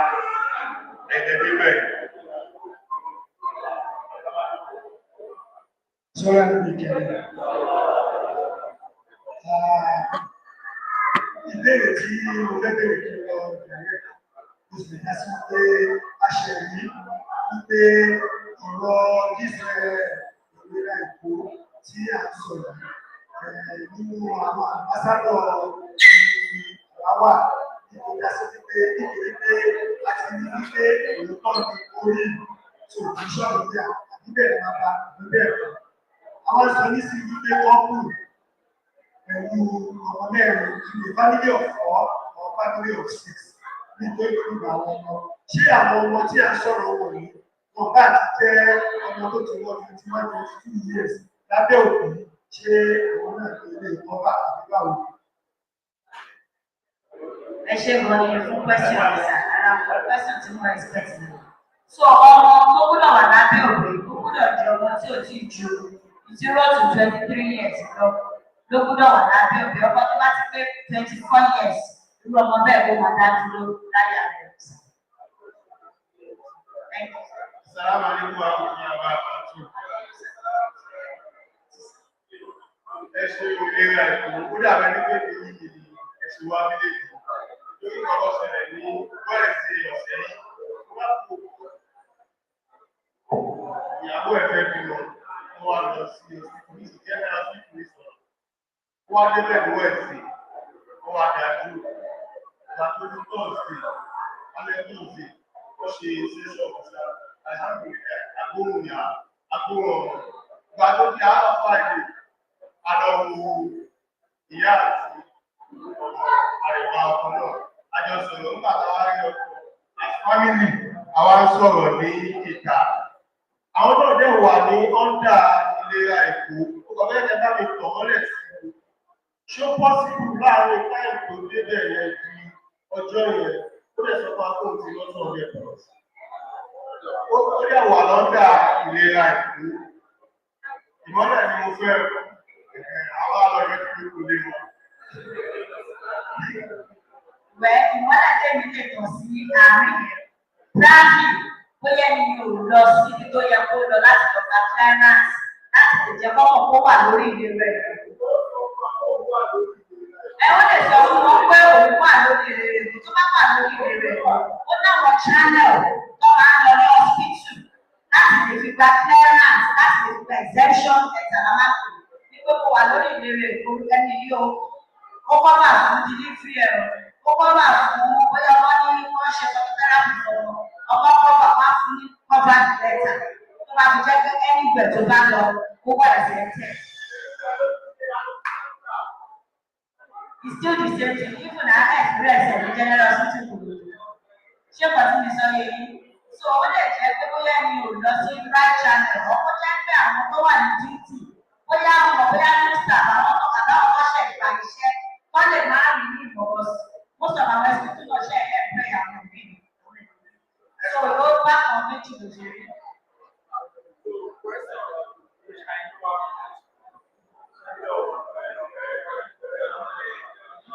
Yeah, just to follow up because I know this thing happen in private channel.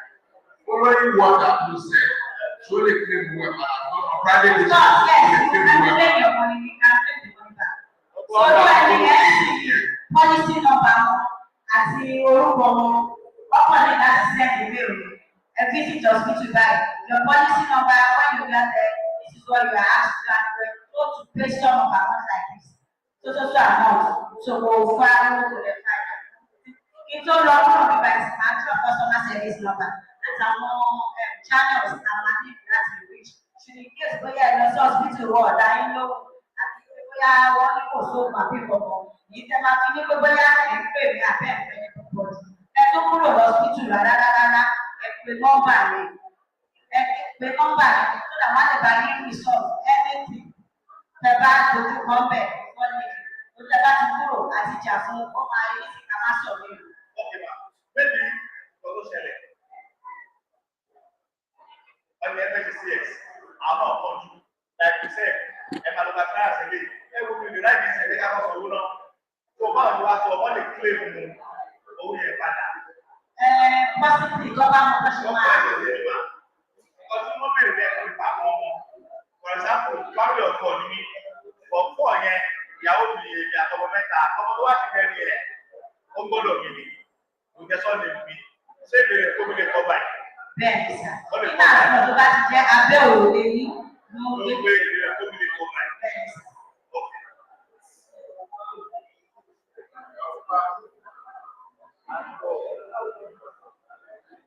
Salamu alaikum.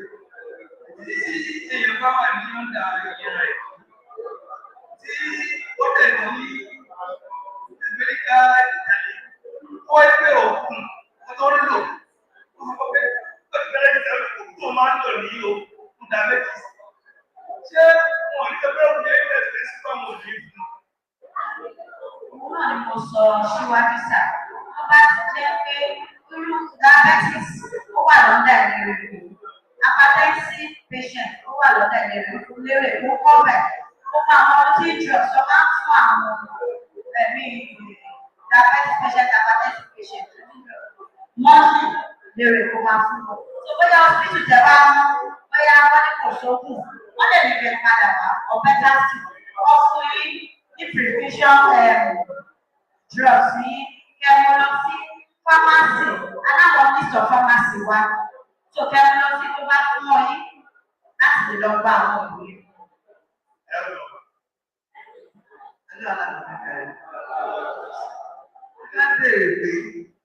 Téèyàn bá wà ní ọ̀dà ìjẹ̀bù, ṣó lè mú government hospital, that's the first question. HMO yẹn company ló sponsor it, but téèyàn lè mú government hospital ní ọ̀dà ìjẹ̀bù, that's the first question. Second question, afẹ́bẹ̀rẹ̀ pé lọ́dà ìlera Èkó, èèyàn mélòó ó lè form group. From what we had, one ní jọba pé 20 on register. So when you remember that you saw therefore sọ̀rọ̀ group registration torí ẹ̀ ló ṣe béèrè. Ìkẹta, wọ́n ní ká béèrè pé lẹ́yìn ọba wọlé ní August nìsín, ṣé ó máa kọ́ báyọ̀ láti August 2024 to 2025 àbí to the end of 2024? Okay, ma, ẹ ṣeun gan fún question. Question àkọ́kọ́ ẹni tí yàn bá wà ní HMO ṣé lè kó government hospital? HMO wo nìyẹn kò sá ní oríṣiríṣi HMO. So tó bá jẹ́ ti ìlera Èkó ẹni ní government hospital ṣùgbọ́n for now àwọn government hospital kọ̀ọ̀kan wà on road like general hospital kò wà on road for now. So ó ti kú iye number of people tó yẹ kó wà lábẹ́ ó ti kú sí ọ̀pọ̀ tó ti wà on road yẹn. So engaging any group of people wey we have mentioned, group of people who dey go need the number to do it. Abẹ́ṣe jókòó bóyá bí mẹ́rin can be a group demonstrate on our platform. So I'm going to ní society o nígbà yìí nígbà báyìí àwọn àgbèsí tó iye tó lè jẹ bóyá bí ìgbàgbọ́ ọgọ́sùn ní àjẹ 20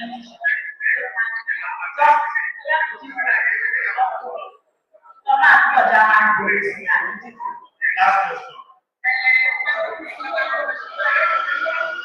Okay, clearly, the register in 2000 in August, but only next year or 2025. Assalamu alaikum warahmatullahi wabarakatuh. Nínú àwọn ọ̀rọ̀ tí ẹ sọ, ẹni individual 50,000 fún ìrìn àjò, family of 4 ẹni 55,000, family of 6 ẹni 80,000. Ìbéèrè tèmi wá ní pé lẹ́tà sí ìpín beneficiary ọkọ àti ìyàwó family wọn wá lọ́mọ méjì tó jẹ́ family of 4. 55,000 yẹn tí wọ́n bá sílẹ̀ ṣé wọ́n máa ń bí sí owó àwọn méjì wọ́n máa wà lẹ́yìn ní ẹ̀fọ́ ní rẹ́gísítà àbí ẹni ọmọ tó bá wọ̀ ló jẹ́ ẹgbẹ́ ẹ̀jẹ̀ àti pé ọmọ mẹ́ta nìyẹn tó ti àbí àbí bẹ́ẹ̀ ìpọ́sìtò ẹgbẹ́ bẹ́ẹ̀ ní lásìkò sínú ọdún ẹgẹ́tì bóyá méjì wá sí inú ẹ̀ ó pọ̀ sínú ọdún rẹ̀ ṣé àwọn méjì yẹn àti máa ní ìsẹ́lẹ̀ tẹ́lẹ̀ àbí ìfowópamọ́ kò jẹ́ nínú àwọn ẹlẹ́gbẹ̀ẹ́ ilẹ̀ owó yẹn tó bá ní 1 million 6 ṣé owó yẹn máa sọ́lẹ̀ tó náà ní àbí ó ní kó sílẹ̀ tó ṣe yẹ. Family, taba máa rẹ́gísítà yìí bí mo ṣe sọ pa máa parí tèsí bóyá ọmọ tó ti wà lẹ̀ a máa gba orúkọ yín a máa gba orúkọ ìyàwó yín a máa gba orúkọ àwọn ọmọ yín. So bóyá ọmọ tó bá ní láti bóyá ìyẹn ní ìdí láti bí dọ́kítọ̀ wọ́n á tẹ̀ sí tó bá jẹ́ ọmọ ló ní ìdí láti bí dọ́kítọ̀ wọ́n á tẹ̀ sí.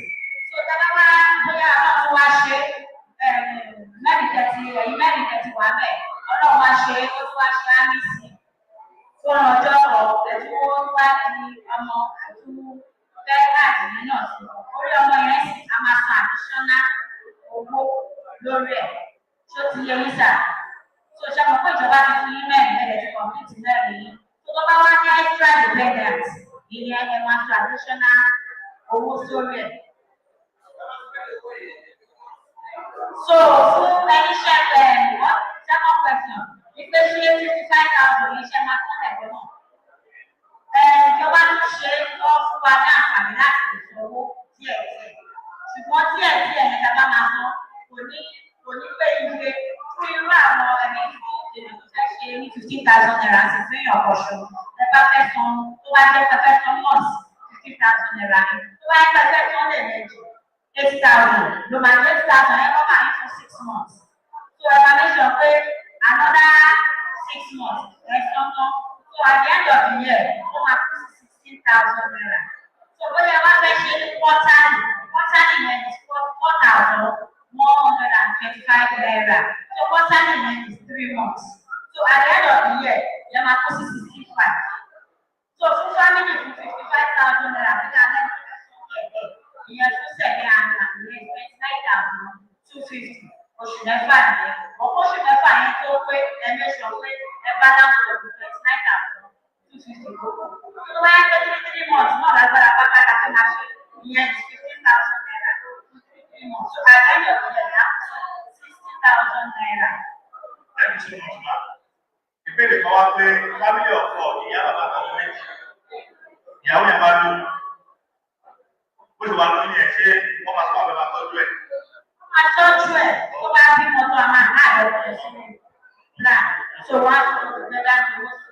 Sọ́ọ̀bù aláàbí ìbẹ̀rẹ̀ kí a tó máa lọ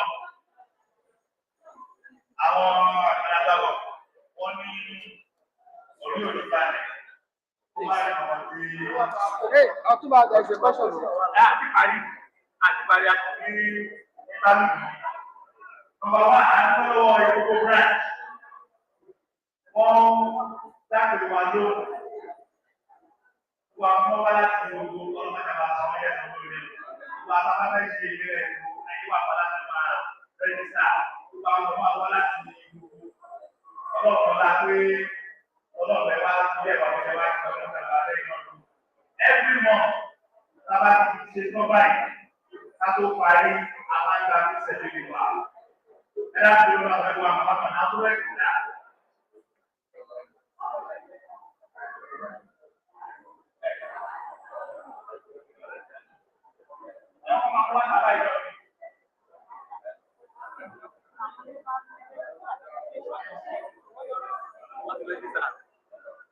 Àwọn àti àwọn alẹ́kìtà ìbẹ̀rẹ̀ ìkó, wọ́n ní ká máa lọ sórí tébù náà yẹ lọ́wọ́ alẹ́kìtà ní ẹ̀kọ́. Àwọn fẹ́ gbowó ìdá ẹ̀sìn rẹ̀ yìí. Doctor, I have a question for you, sir. What happened? Let's get gbowó yìí. Ẹ̀dùn báyìí. Ó yá ẹ̀mọ́ ìṣẹ̀lẹ̀ ìlà ẹ̀kọ́ ní kọ́ máa lọ́wọ́.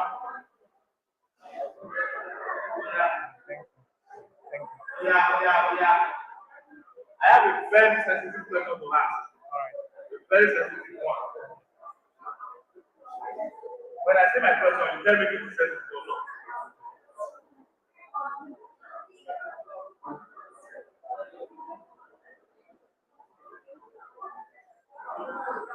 Doctor, my question is this.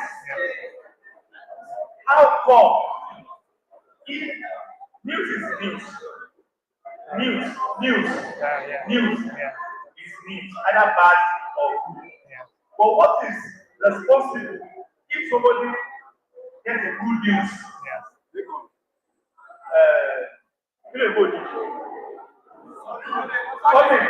Solid good news. He will be happy. If that same person or any other person gets solid bad news, they can lead to stroke. What is responsible for that? Does that question make sense or not? It does, yes. Yes, it does make sense. All right, so you cannot have stroke without being hypertensive. Okay. So that means that if you already have hypertension, that means that you already have 50% chance of having a stroke. So what that means is that if someone tells you good news, there are some chemicals in your brain that are released that makes your body feel happy. So same ways, if someone tells you bad news, there are some chemicals that are released in your body. So the problem is your body is designed to withstand those chemicals, supposed to release them small by small. But over years, you're hypertensive, that means that you're already halfway there. So by the time people keep stressing you and they're giving you bad news, maybe your heart is not strong enough to take it, or over time, you constant bad news and stress.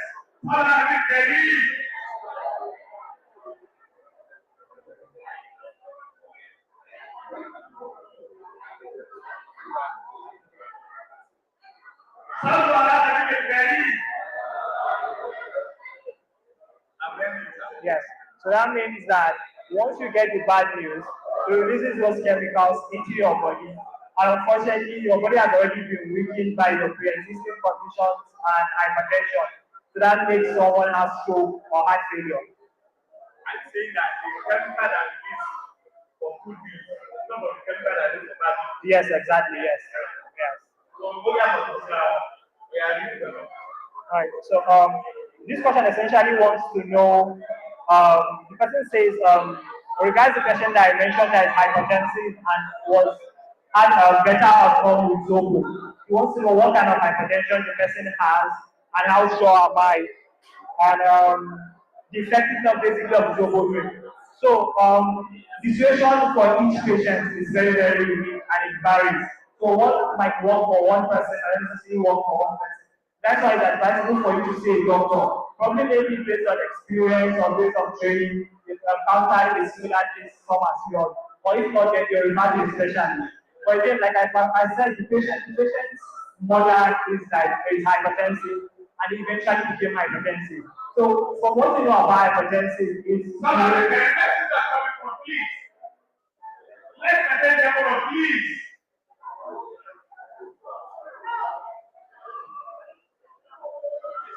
Okay. All right. So essentially, there are two kinds of hypertension. There's a primary hypertension, then there's secondary hypertension.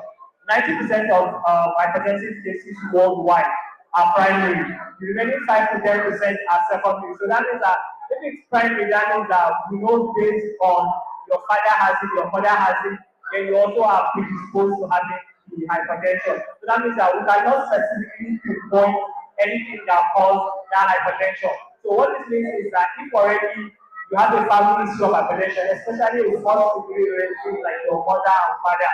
That means that you have to be extremely careful. You are most likely going to become hypertensive too if you're not careful. Obviously, this is like 50-50 chance.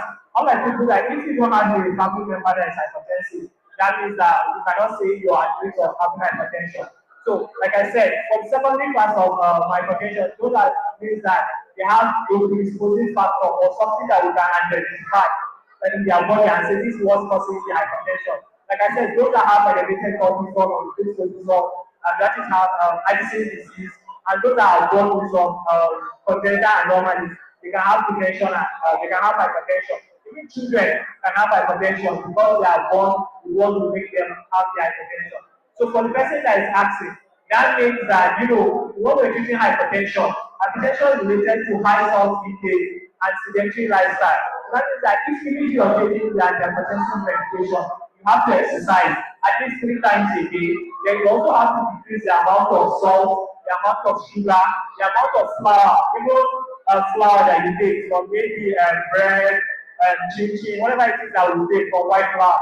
In fact, there are 3 whites that you should avoid: the sugar, salt, and flour. If you look at them, they are all white in color. So as much as you can, if you have family history of hypertension, you should avoid those things because they dispose hypertension, and especially high salt diet, because sodium that is the main reason in salt is only linked to water. In your body, anywhere there is sodium, there's water, and vice versa. So a part of the reason why you have hypertension is if there is excess fluid going through your veins, which is mostly essentially in blood. So if you exercise regularly, and when I say you exercise, so the medicine, what we consider exercise is basically, if for example now you go and come back, say you exercise, you have to be drenched in your own sweat. That means that if you leave home and you go and walk about whatever you do and you're not drenched in your own sweat, the medicine will not consider that you've done exercise. So anytime you want to exercise, you make sure that the shirt you're wearing is soaked in sweat. So that means that your entire metabolic system and vital signs have completely changed. So that was what we consider exercise. So I actually take exercise, dietary control, lifestyle changes, and you stick to your antihypertensive medication, and you combine it with Zobo. I'm very optimistic that you have positive results. But like I said, there are different kinds of hypertension. There are some people that you need to one hypertensive drug, some are on 2, some are on 3. So what we usually do is that we use the medication to control the hypertension. Because even the hypertensive drugs, there are different kinds of hypertensive drugs. There are hypertensive drugs that will give you if your BP is too high, you need to bring it down. So the common ones that you take, like amlodipine, valsartan, those ones ensure that your blood pressure does not rise. But once it rises, you need things like labetalol and nifedipine to bring it down. So it's not just taking the hypertension and hypertension drug indiscriminately. That's why the funny thing is hypertension is not constant. You can check it now, you get 100/50. You'll check it next 15 minutes, you're still 90/50. So that means that constantly throughout the day, your blood pressure changes. So, but the thing is that it shouldn't be so high consistently that each time you check 15 minutes apart, you see that it's high. So, essentially, what I'm trying to say is that if you combine the drugs, the exercise, and the Zobo, gradually you begin to withdraw the drugs. You probably will begin to withdraw the amount of time that you do the exercise, and will put you solely on the Zobo as well. So that means that you have to combine all 3 to figure out the one that works for you more. Like I said, from the studies, 90% of the participants in the study were showed positive outcome with Zobo, and they are now solely on Zobo alone. So I personally believe that it works because I know one of those people that have proven effective for.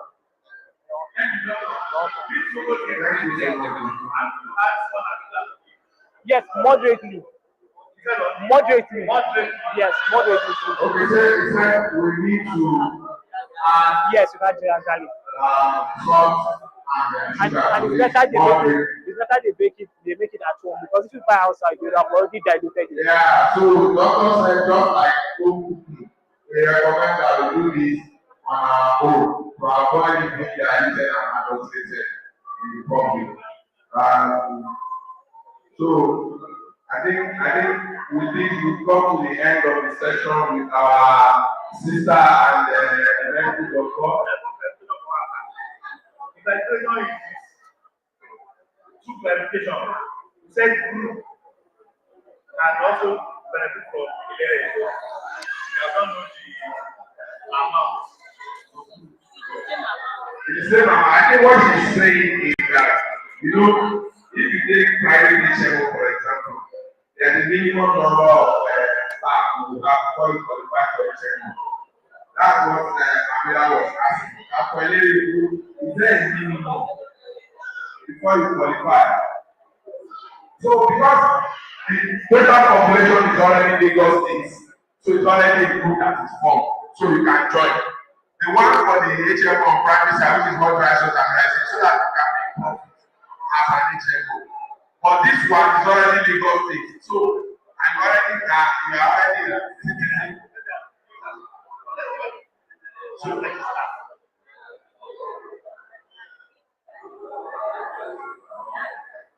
Okay.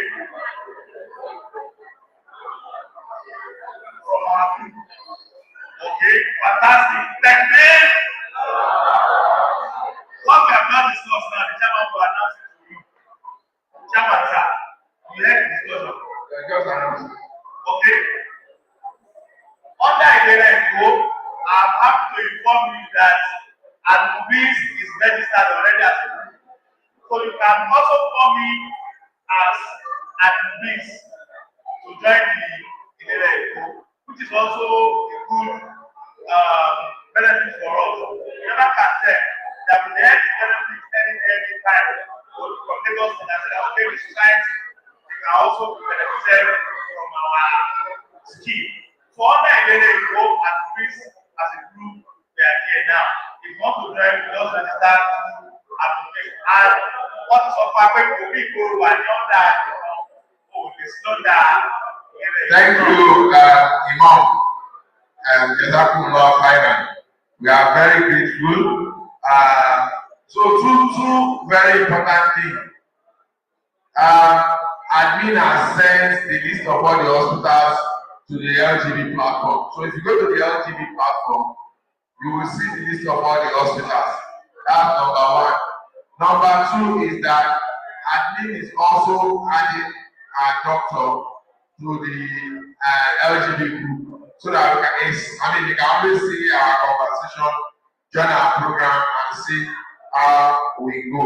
So on behalf of Let's Get Better, in our tradition, to show our token appreciation of our guest speakers and our important personality, we have this token for you, and I will humbly invite Alhaji Rafiu Nomo to join the podium, and Alhaji Kola to also join in making this presentation to our guests.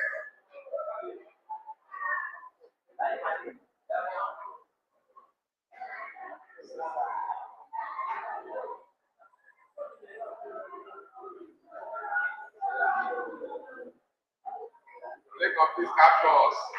So Alhaji Nomo will be presenting to the doctor. We have this token also for you. Yeah. Yeah.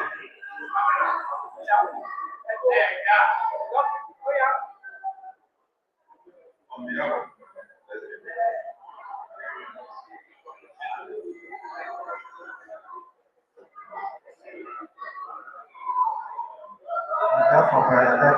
of this will be sent to you. Thank you.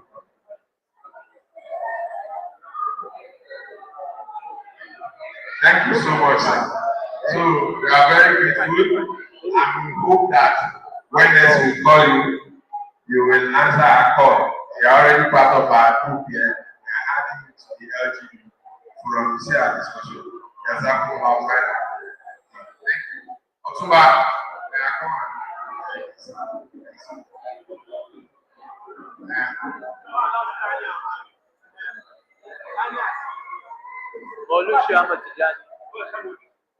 So Banya àti Mọ́lúṣì Ahmed. Yeah. Sọ́nà ló bẹ̀rẹ̀. Sọ́nù alẹ́ bẹ̀rẹ̀. 18th of August, Saturday and Sunday. Sunday, 2 weeks Sunday. a máa ṣe mọ́lì bàbá ṣé káwọn àti dání ọjà lọ́wọ́ ní nọ́mbà 6 agbóyè látàkùn mẹ́wàá àárọ̀. Gẹ́gẹ́ bí ìṣe lọ́dọọdún ìjókòó táyé àwa ní ìjọ méjìlá bàbá mi ìjọ ọmọ bẹ̀rẹ̀ 4th of September next century ìjọ next century. Táyé máa bẹ̀rẹ̀ ní 3rd of September.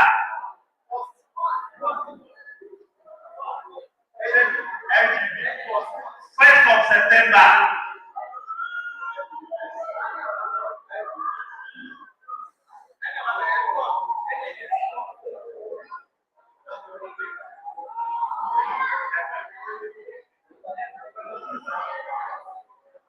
Okay, LGB, 1st of September.